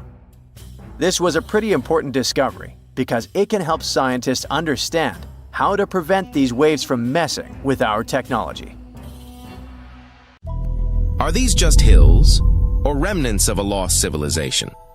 In the heart of China, tucked away in the misty plains and forested hills of Shanxi province, lie dozens of massive pyramids. At first glance, they could be mistaken for natural mounds, but look closer, and you'll see shapes too precise, too intentional. They resemble Egypt's pyramids, yet their tops are flat, almost as if nature, or someone, tried to conceal them. You've likely never heard of them, but why? Because access to these pyramids is strictly controlled. The official reason? Preservation of archaeological heritage. The unofficial whispers that excavations might upend everything we think we know about the origins of human civilization. Sounds like a conspiracy theory? Maybe. But what if behind this veil of silence lies a revelation that could rewrite history on a global scale? The greatest mystery? The elusive White Pyramid. According to accounts by U.S. pilots during World War II, it was allegedly twice the height of the Great Pyramid of Giza and 3 times as wide. But its exact location remains unknown. No satellite imagery, no official confirmation. The Chinese government remains silent. Why? Could the structure be so monumental that its existence alone threatens the conventional narrative of human history? Some independent researchers claim the Shanxi pyramids are aligned with stunning precision to the cardinal directions. These aren't just heaps of earth, they're geometrically calibrated monuments. Even more intriguing, some are said to align with lunar standstills, rare celestial events involving the moon's extreme positions in the sky. Such astronomical knowledge would require a deep understanding of the cosmos. Did the ancient builders possess this knowledge themselves? Or were they inheritors of wisdom from an even earlier, forgotten civilization? Does this mean the ancient Chinese, centuries before the invention of the compass, already navigated by the stars? Or perhaps someone even older and possibly more advanced passed this knowledge down? Someone whose story has been erased from our textbooks. Not far from these pyramids lies the tomb of Qin Shi Huang, China's first emperor. Yes, the one famous for the terracotta army. But here's the catch. The central mausoleum remains sealed. Why? Scientists cite dangerously high levels of mercury inside. Ancient records describe a vast underground river of liquid mercury surrounding the emperor's throne. Could this be real? According to modern measurements, absolutely. Some even speculate that the mercury was used as a primitive form of anti-grave robbing defense. Or, more strangely, as part of a forgotten energy technology. If true, it could point to an understanding of chemical properties and preservation far beyond what we've credited ancient civilizations with. And that's just one layer of mystery. In the remote Bayanhar Mountains of western China, strange ancient pipes have been discovered, burrowed deep into solid rock and draining into a nearby salt lake. The metal is partially petrified, and dating analysis suggests they are thousands of years old. Who built this pipeline? Why here, in such a desolate region? Some theorists propose a connection to underground cities, energy systems, or even lost civilizations that thrived in this region long before the rise of known dynasties. Add to this radar anomalies in the region, unusual magnetic deviations, and graves filled with artifacts of unknown origin, and you begin to sense that these are not isolated oddities. These are fragments of a much larger story.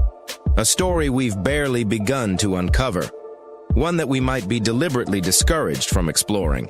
The Chinese pyramids, with their impossible proportions, celestial alignments, mercury-filled tombs, and ancient engineering, paint a picture that is both haunting and irresistible. Like a riddle left behind in stone, they seem to ask us, do you truly understand your past? We like to believe we understand our past. That civilization moved in a straight line from primitive to advanced. That we are the pinnacle.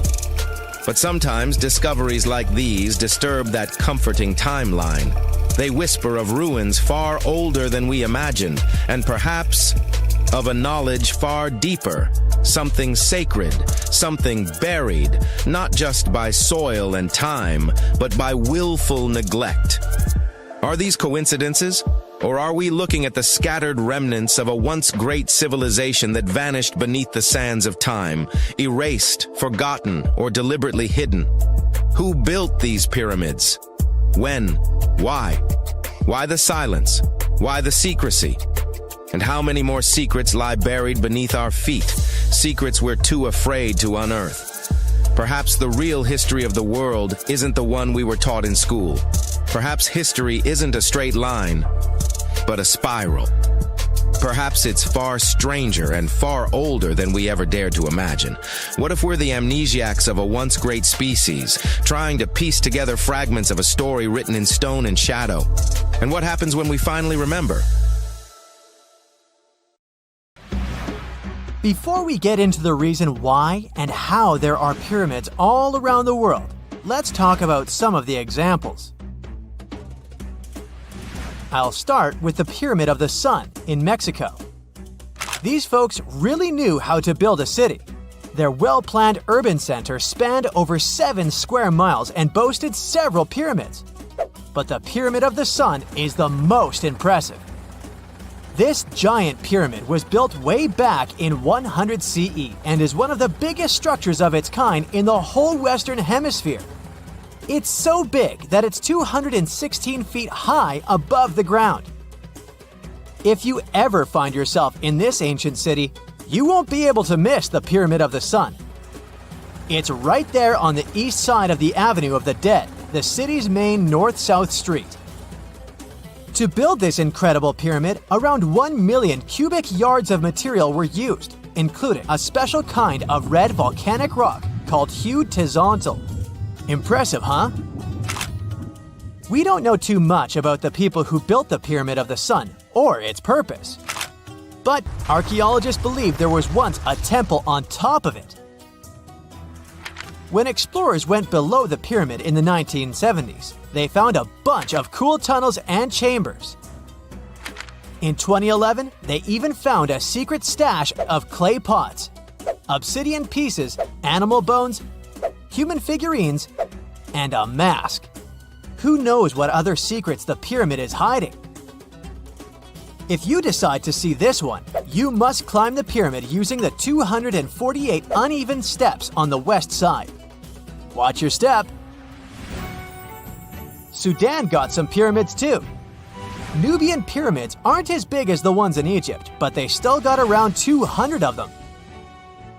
These ancient pyramids have been home to the tombs of the pharaohs of the Meroitic Kingdom for almost 1,000 years, who ruled Egypt from Nubia to the Mediterranean Sea. The pyramids at Meroe were constructed using granite and reddish sandstone. Oh, and did you know that Sudan has more ancient pyramids than Egypt?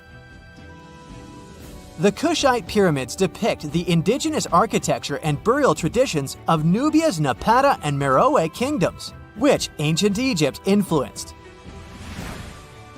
Meroe, the burial site of over 40 queens and kings, is the most extensive Nubian pyramid site. The tomb walls depict mummified royals bedecked in jewelry, their wooden caskets containing bows, quivers of arrows, and other artifacts pointing to the Meroitic relationship and trade with Egyptian and Greek civilizations. So if you're looking for some ancient tombs to explore, you may consider skipping the crowds in Egypt and heading on down to Sudan. Let's fly to Iraq to see some more pyramids. Ziggurats have fancy receding layers and tiered temples. Instead of a smooth exterior, it has tiers like a cake. Perfect for all the important work and rituals that went on inside. You can find these towering structures scattered throughout Iraq and Iran, and they're a real testament to the power and skills of the people who built them. One of the biggest and most impressive ziggurats is the ziggurat at Ur. It's basically a giant rectangular pyramid that stands a whopping 70 to 100 feet tall, with 3 levels of terraces and a temple on top. Can you imagine how many baked bricks it took to build that thing? Try 720,000 for just the lower portion. This particular ziggurat was built for Sumerian king Ur-Nammu. Similar to other ones, this pyramid has been around for thousands of years, so it got a little rough around the edges. Thankfully, the Babylonian king Nebuchadnezzar II and some archaeologists came to the rescue in the 6th and 20th centuries respectively, and now you can find this near Talil Air Base. The ziggurat at Ur was built in 2100 BCE by King Ur-Nammu for the moon deity Nana. It was the tallest building in the city, and you could see it from miles around. It was like the medieval cathedral spire of its day. People would come here to bring their agricultural surplus and get their food allotments and seek spiritual nourishment. Sadly, the Nana temple at the top of the ziggurat didn't survive, but we do have some blue glazed bricks that may have been part of its decoration. The lower parts of the ziggurat are pretty amazing though. The architects even included holes in the temple's baked exterior to let the water evaporate from its core. Since we explored some of the pyramids on our planet, let's take a broader perspective. They can be found in many parts of the world. Egypt has over 100 pyramids, double that number in Sudan, and dozens of others are scattered in the Middle East and China. The Americas have the most pyramids in total, with more pyramids than the rest of the world combined. These pyramids are located in Mexico, Guatemala, Honduras, and El Salvador. Time to know more about the evolution of pyramids through history. The oldest pyramid is in Egypt. This pyramid was a step pyramid, which was created by placing one layer of stone on top of another. The pharaoh Sneferu is credited with creating the pyramid shape we recognize today. During his 45-year reign, he built 3 pyramids. His first 2 attempts failed, but he finally got it right with the Red Pyramid, which is considered the first true pyramid. It was Sneferu's son, Khufu, who built the Great Pyramid of Giza, which was the tallest human-made structure on Earth for almost 4,000 years. Latin American pyramids are similar to early Egyptian step pyramids, but they were built independently, with no knowledge of each other. The pyramids in Sudan were built around 700 BCE and are tall, but much narrower than those in Egypt. How in the world did all these civilizations build these things without even texting each other? After all, the Aztecs, Mayans, and ancient Egyptians were about as different as possible. But despite their cultural differences, they all seem to agree on one thing. Pyramids were pretty cool. Step pyramids are all around the world because they were the most feasible and stable way to build large and tall structures without access to lighter building materials like wood and metal. The triangular form with a square base is the best way to build a sturdy structure, and having a cube structure would require more material for less height. Now, when it comes to pyramid design, the Egyptian pyramids were like giant triangles with a square base, smooth sides, and a pointy top. On the other hand, the Aztecs and Mayans went for a tiered cake look, with steps leading up to a flat platform on top. So, while all these pyramids share the same basic shape, they have their own unique flair. Each group built its pyramids using different materials, techniques, and slope angles. So while they may have been inspired by each other's work occasionally, they were just doing their own thing.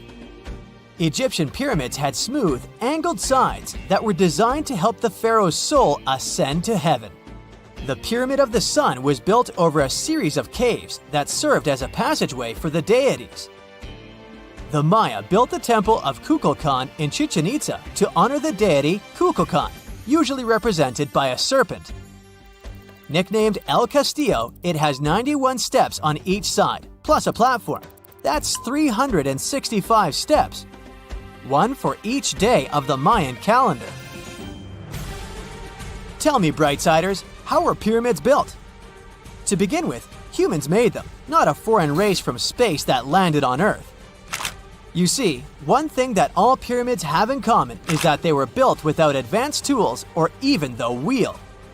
It took a lot of people to build them, including skilled laborers and architects.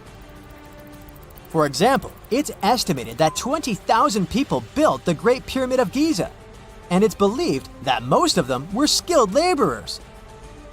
Building pyramids was a massive undertaking that required years of planning and effort. The Great Pyramid at Cholula, Mexico, took 600 years to complete. An ancient structure, the largest of its kind, is standing silent and ominous in the Egyptian desert. What if this pyramid, the Pyramid of Cheops, isn't just an ancient tomb?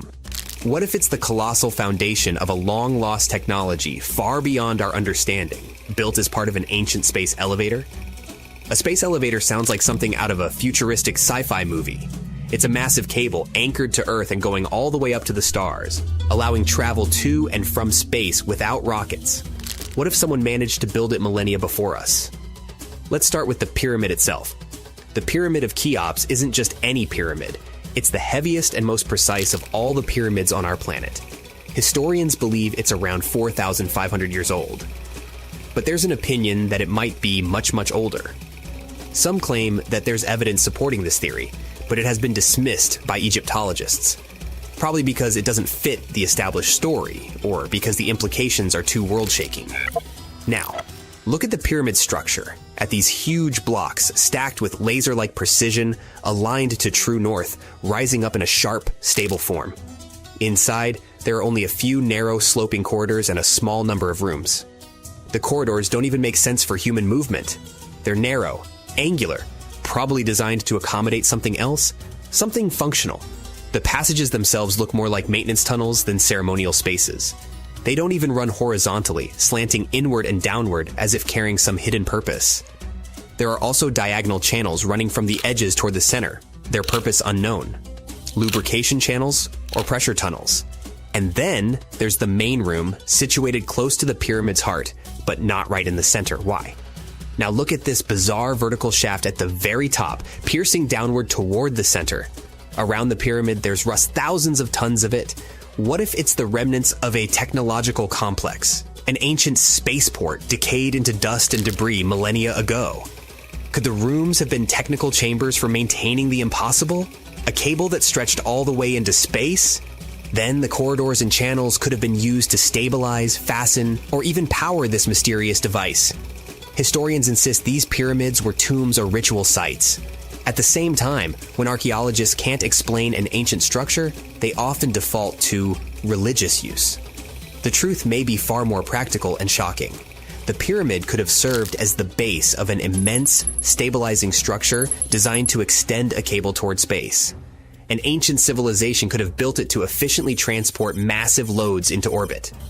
A space elevator would have been efficient and economical and could have supported an advanced society's need for regular, dependable access to the sky. The pyramid's mass is beyond belief, and it might not be an accident. To anchor something like a space elevator, a structure would need to resist the pull of a cable stretching thousands of miles into orbit. It would need to balance centrifugal force with monumental gravity, and this colossal stone pyramid could have been that counterweight. And the pyramid's inner rooms, corridors, and channels might have served specific technical purposes. Next to the Pyramid of Cheops, there's the slightly smaller Pyramid of Khafra. It has similar diagonal corridors, similar central rooms, and the same purposeful alignment. Could it have been a version 1 space elevator? A prototype of the technology used in Cheops? Like old runways left abandoned at an airport, Khafra could be the first draft of something far grander. You might ask, why would anyone need such a colossal structure in the ancient past? Well, because the further you advance, the more you seek efficiency. A space elevator is the ultimate economical solution for transporting huge amounts of cargo to and from orbit. It's the dream of modern engineers, and maybe it was the achievement of an ancient society. We barely know who lived on Earth 10,000 years ago, let alone what technology they might have wielded. What if there was once a civilization advanced enough to build such an elevator?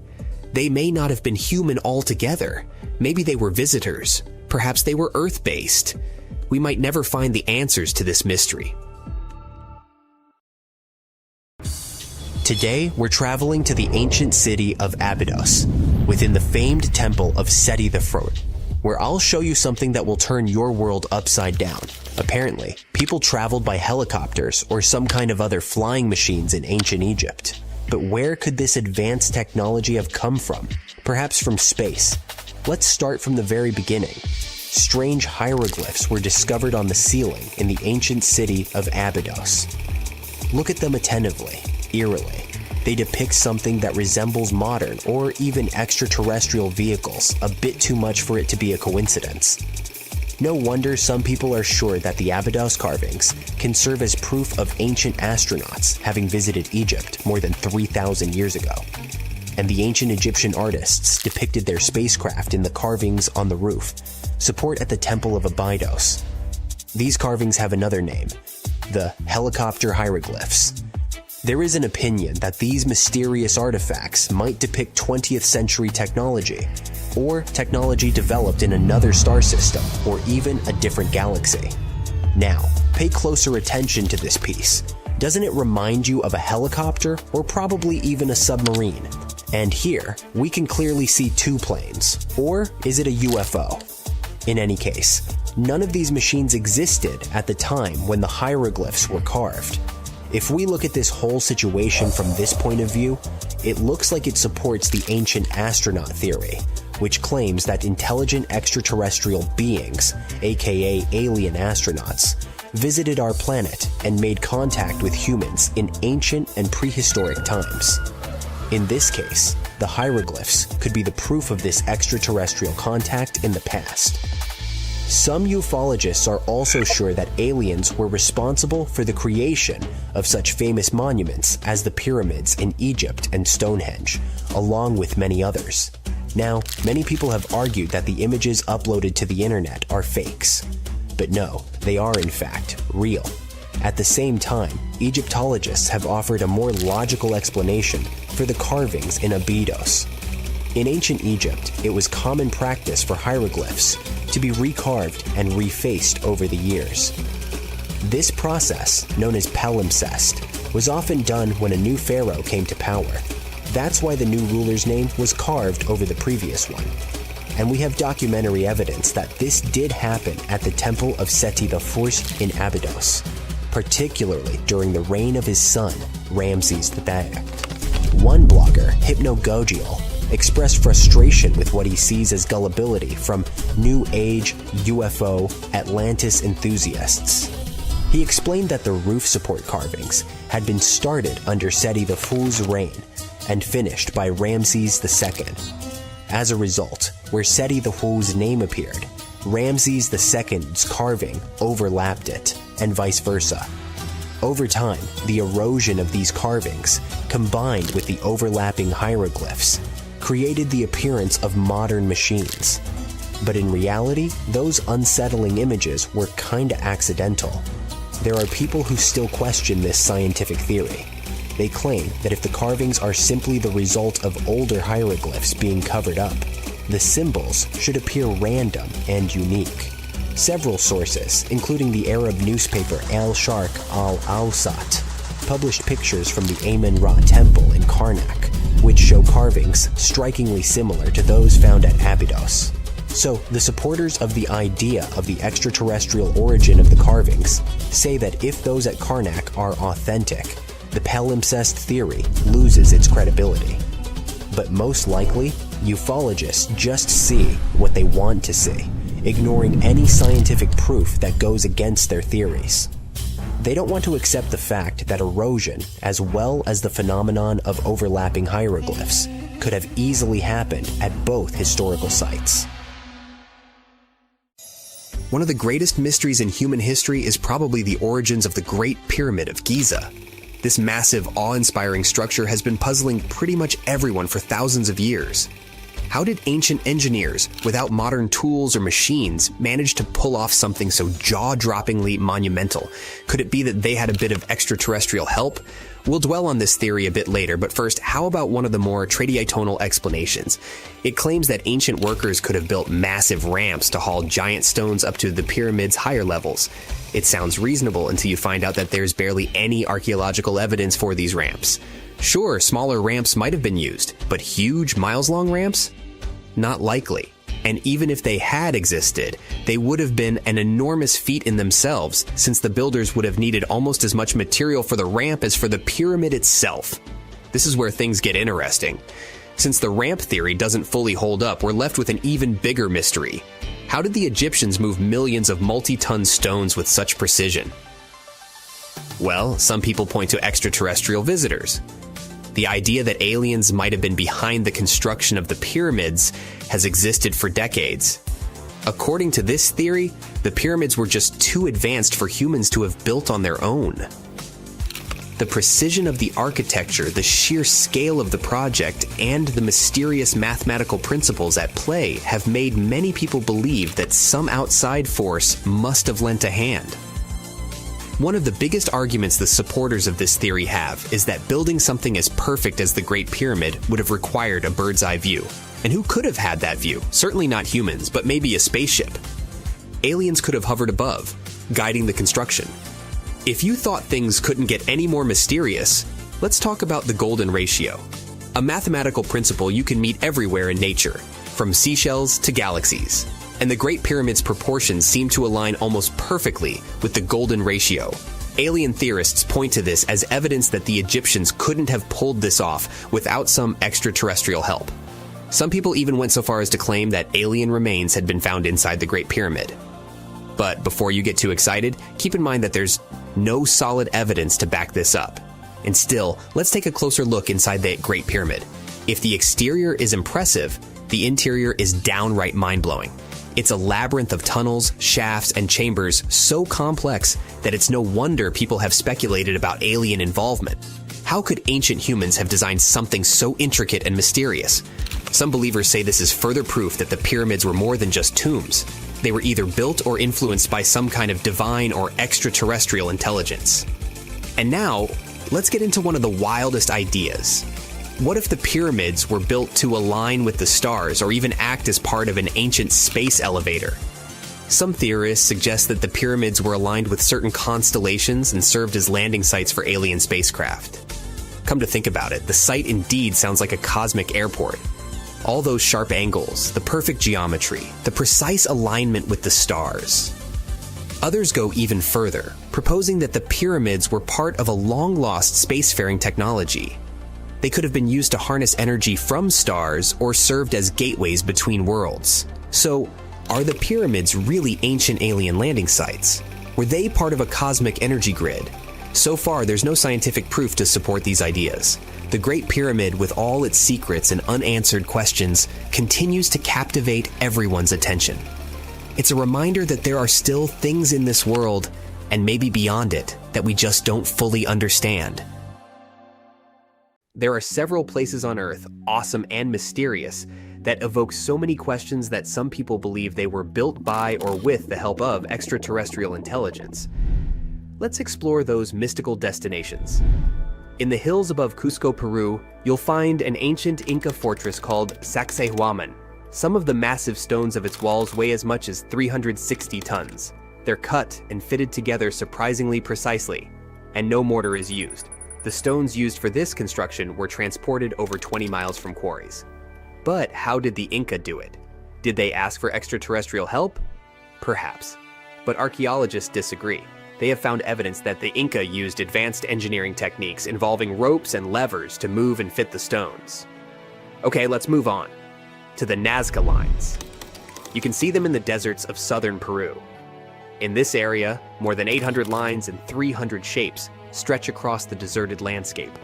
Those are called geoglyphs and are best viewed from the sky. That's how theories about alien involvement popped up. The lines were made by removing the top layer of reddish rocks to reveal the lighter ground beneath. And this is a pretty simple technique. You don't even need to use modern tools. The purpose of the Nazca lines is still a mystery, but most experts believe that they had some ceremonial significance. Now, the stone circle of Stonehenge must have something to do with extraterrestrial visitors, right?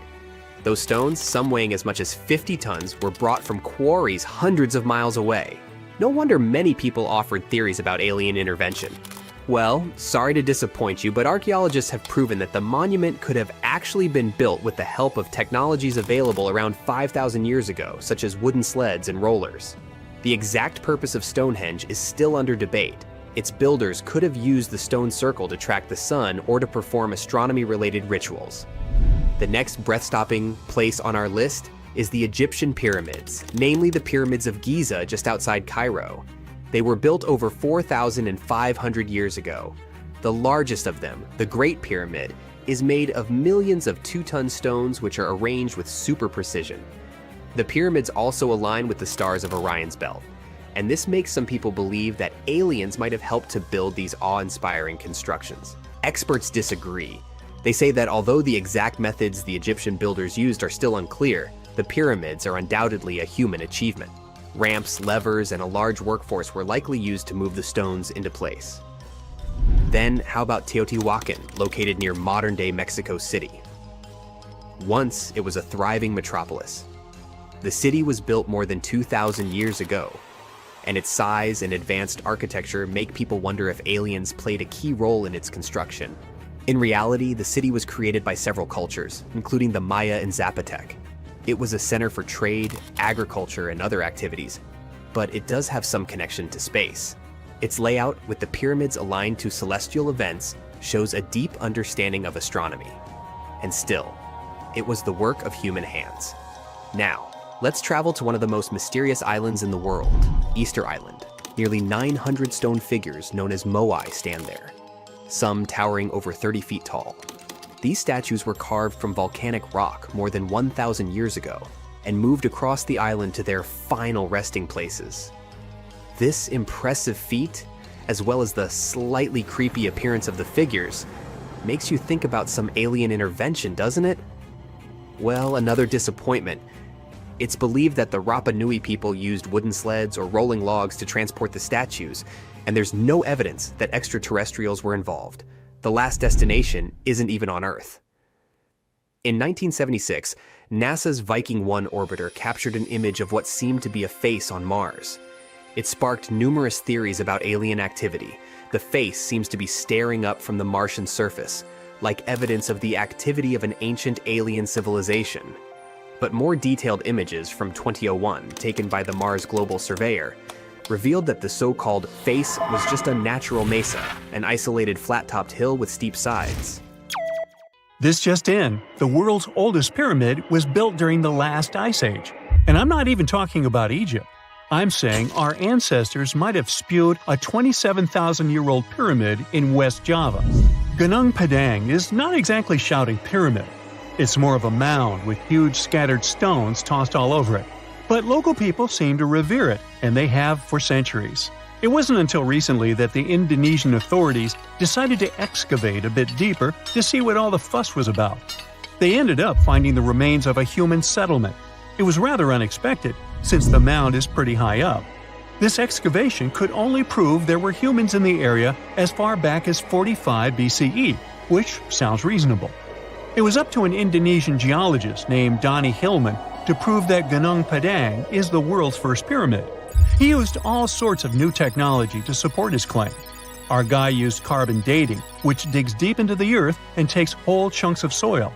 He found layers and layers of constructions, like he was digging up Rome and finding ancient buildings buried in the ground.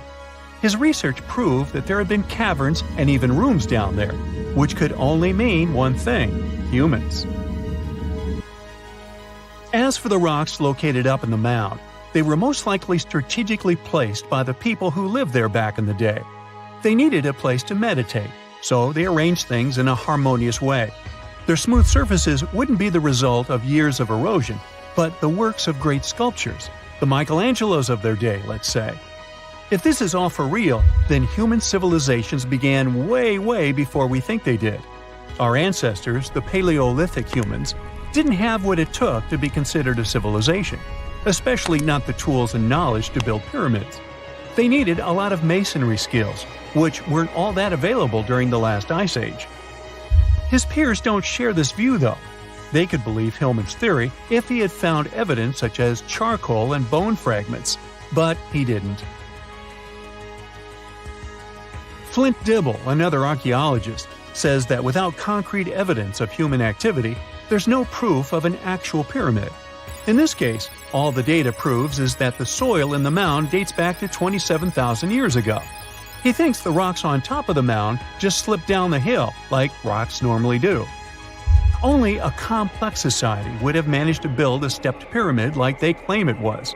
But according to Bill Farley, an American archaeologist, there's just no reason to believe there were any settlements in Indonesia during the last ice age. Now, just so you know, the oldest known ancient society with this kind of knowledge is probably 11,000 years old and used to occupy the region of modern-day Turkey. Take a look, Turkey's Göbekli Tepe. It's also not a pyramid, but it's the oldest monolithic construction made by humans. Back in the Neolithic period, a lot of people settled there, and there are proofs for it. For example, the walls there are covered in ancient drawings of clothing and wild animals. Until recently, the title of the world's oldest pyramid went to a three-sided construction known as the Djoser Pyramid in Egypt. Djoser is located just a few miles south of the Giza complex in a town called Saqqara. It made its way to popular culture more than once. In the 18th century, it became a common feature in European paintings. Young men from the cultural elite did a grand tour around the world, and Saqqara was at the top of their list. It was also featured in the video game Assassin's Creed, with a digital representation way more accurate than many historical drawings of the thing. That was kind of a big deal in ancient Egypt, to build pyramids for kings to spend their afterlives. And if you thought the Khufu pyramid was the oldest one in the world, well, Djoser was built 70 years ahead of that time. The development of new technology has allowed archaeologists to make groundbreaking discoveries, and a new, or should I say ancient pyramid in South America might win the title in dispute. It turns out that pyramids were also pretty fashionable in the Americas in the old days. Among them are the iconic pyramids of Guatemala's Tikal Temple Complex, the same ones that appeared in Star Wars No. 4. But to find the oldest pyramid in the Americas, one would have to travel to Peru. Deep in the Peruvian desert, archaeologists stumbled upon a sprawling ancient metropolis known as Caral. At first, researchers believed that the settlement was pretty recent, since the site was way too complex for ancient technology to handle it. As we said, Caral is a desert town, like Las Vegas, but without all the hoopla. This means no easy access to water, and for cities like these to thrive, they need a considerable irrigation system, which leads us back to complex technologies. The Peruvians surprised us all with this new discovery. This site was huge, filled with an amphitheater, houses, and religious buildings. The whole thing probably sprawled through 370 acres. And when scientists went to test their initial hypothesis using radiocarbon dating, they found that the city probably sprung around 2027 BCE. On the site, archaeologists found 6 pyramids that could possibly predate the one in Saqqara. As far as they know, both civilizations coexisted in the same time period, in opposite parts of the world. But since researchers can't pinpoint the exact age of Caral's pyramids, it's pretty hard to guess which civilization completed their pyramid first. If only we had a crystal ball. Now, it just so happens that the shape of a pyramid is something that nature is able to produce all on its own, leaving us modern-day humans a bit confused. A classic example is the Japanese side of Yaonagani, which also goes by the name of Japan's Atlantis. The entire monument is about the size of 5 football fields and the height of a 5-story building. Explorers and scientists believe that Yaonagani dates back to 10,000 years ago. For Japan's top marine geologist, Professor Masaki Kimura, Yaonagani is the heritage of a lost civilization. Kimura has dived into exploring the ruins over 100 times over the past 10 years. To him, there are clear signs of human activity down there.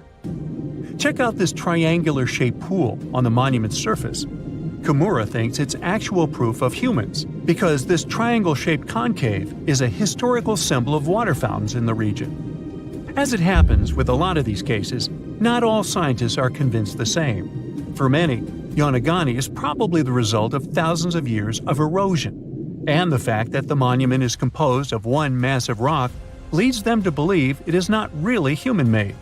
Sure, these huge basalt columns may look like the ruins of a palace, but they're most likely the result of the intense volcanic activity in the region.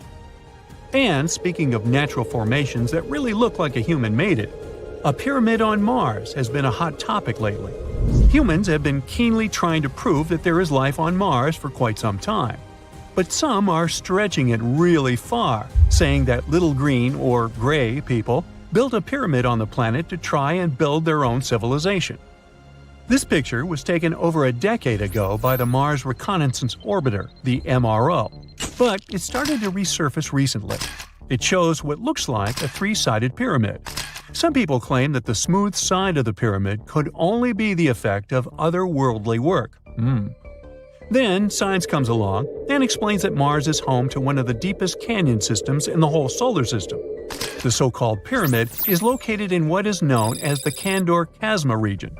This Martian region has a bunch of similar formations that are nothing more than the result of erosion. Nothing supernatural going on there, apparently. In 1936, British Egyptologist Walter Bryan Emery found a small object in the desert that made people debate whether it was an elaborate stone model of a flying saucer or even a hyperdrive from a spaceship that belonged to some advanced civilization that visited the Earth. Emery spent years excavating sites along the Nile River Valley, especially in the huge ancient necropolis of Saqqara. He found countless treasures from ancient Egypt, and the most bizarre one was definitely from the tomb of a high official, Sabu. Historians don't know exactly who he was for sure. Some sources say he was a king's son. His burial at Saqqara means he was an important figure in the royal court. There are no records from this early period he lived in, so Sabu's role and fate are still a mystery. Inside his tomb, scientists found 7 funerary chambers, each filled with traditional grave goods: animal bones, flint tools, pottery, ivory objects, and stone bowls. And then there was a strange, broken artifact that became famous as the Disc of Sabu. It resembles a shallow, round-bottomed bowl, but with 3 delicately carved, curved lobes spaced roughly 120 degrees apart around its perimeter. These lobes are separated by 3 holes, and at the center, there's a thin tube. The material used to build the disc is meta-siltstone, or schist. This type of rock is fragile, highly porous, and super difficult to carve. It flakes easily and crumbles under pressure.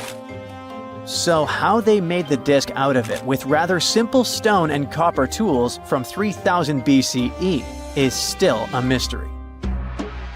The next big question is why they decided to bury Sabu with it. Perhaps if we knew its true purpose, it would make more sense. When it was first discovered, archaeologists thought it was nothing more than a vase, an incense burner, or a ceremonial decoration. But those who took a closer look from the point of view of an engineer decided it could actually be a component of a larger mechanism. An amateur historian made an exact copy of the artifact with a 3D printer, and it turned out that the disc of Sabu was an ancient impeller, a crucial part of a centrifugal pump. When they put it in a housing and span at high speeds using the small central shaft, the disc was able to displace water. When it was tested without a housing, the disc created a powerful vortex. It became clear that the curved lobes and slightly concave shape of the disc weren't random. It was probably all engineered to move water with remarkable efficiency, like a powerful pump mechanism. Ancient Egypt's entire civilization depended on irrigation. Later dynasties perfected basin irrigation and managed to control the rise and fall of the Nile to take the most from agriculture. So, the engineers of the first dynasty may have been experimenting with advanced irrigation techniques thousands of years earlier than scientists previously thought. But then again, some people have doubts schist is strong enough to be used for a pumping mechanism. They suggest that artisans from Egypt's first dynasty were trying to recreate an even older object, using whatever tools and materials they had. It could be a stone replica of something originally made from metal, possibly belonging to a civilization far older and more advanced than ancient Egypt itself. One Swiss author takes this idea even further and proposes that the disc is a copy of a component from an extraterrestrial spaceship's hyperdrive, or stone model of a flying saucer. One French researcher believes the disc of Sabu was part of a secret massive factory system to manufacture sodium carbonate inside pyramids. Some people suggest that the disc may have been a primitive tool for weaving ropes. The lobes held strands of silk or fiber that were twisted into twine when it was spun. Or it may have been a gigantic lamp. Another historical mystery is a map from 1513 that is believed to be the oldest surviving detailed map showing the Americas. The author of the map is a Turkish captain, Piri Reis. He never crossed the ocean himself and put together this map from 20 regional maps. He used an Arab map of India, 4 Portuguese maps showing India and China, and a map of America by Christopher Columbus as he saw it. This last map was lost for many years, so Reis's map gave us an idea of what Columbus must have recorded during his third voyage to the New World. A historian who studied the map suggested that it showed Antarctica in prehistoric times because it strangely resembled Antarctica's true coastline, the way it looked when it was free of ice. But it was later proven that this idea wasn't right. Another idea that rocked the science world was Klerksdorp spheres. They were found in deposits of mineral pyrophyllite in South Africa and looked like tiny ancient cricket balls with lines around the middle. Back in the 1980s, there was a theory that some super advanced pre-flood civilization we know nothing about had made these spheres. One journalist shared stories about how they rotated on their own in a display case. There was also a TV show that invited a psychic who was telling everyone the spheres were pieces of an ancient spaceship. But according to geologists, these spheres are pretty regular spherical objects formed from different minerals than the surrounding rock. The seam-like lines on them are just imprints from the host rock's layers building up over time. The Klerksdorp spheres come in different shapes, from flattened spheres to distinct discs. As for that episode when one of these spheres spun on its own, the curator of the Klerksdorp Museum cleared that up too. He said that when he put one sphere on its glass shelf when the journalist came to visit, the sphere rotated a bit because it's round. There are some gold mining activities going on nearby, so the land where the museum stands often experiences earth tremors. In a remote part of China, there are some bizarre pipe-like formations known as the Beigon Pipes. A local explorer found them back in 1996 protruding from Mount Beigon and along the shores of Tosan Lake nearby. Some people thought they were the work of ancient guests from other planets. When scientists tested samples of the pipe material, they found out that they contained mostly common minerals, but there was a mysterious 8% of unknown stuff. Some extra tests showed that these pipes had been there before humans. Chinese geologists later visited the site and suggested that these pipes were formed naturally over time. It was probably fossilized tree roots from the area's super green past. It's still a real mystery with no clear-cut answer. While digging a trench along a river in Romania, workers found a wedge, which is now famous as the aluminum wedge of Ajud, or the object of Ajud. Right next to it, there were some mastodon bones. Those distant relatives of elephants lived 11,000 years ago. So some people concluded the wedge is of the same age. The cool part is that it's made of aluminum, but this metal wasn't discovered until the 1800s. This material requires serious heat to produce. The wedge is said to be covered in a thick layer of oxide that's been sitting there for hundreds of years. Some folks believe this wedge must have crash-landed here on a spacecraft from some other planet. Some scientists think it's all a hoax, and others suppose it might be a human-made object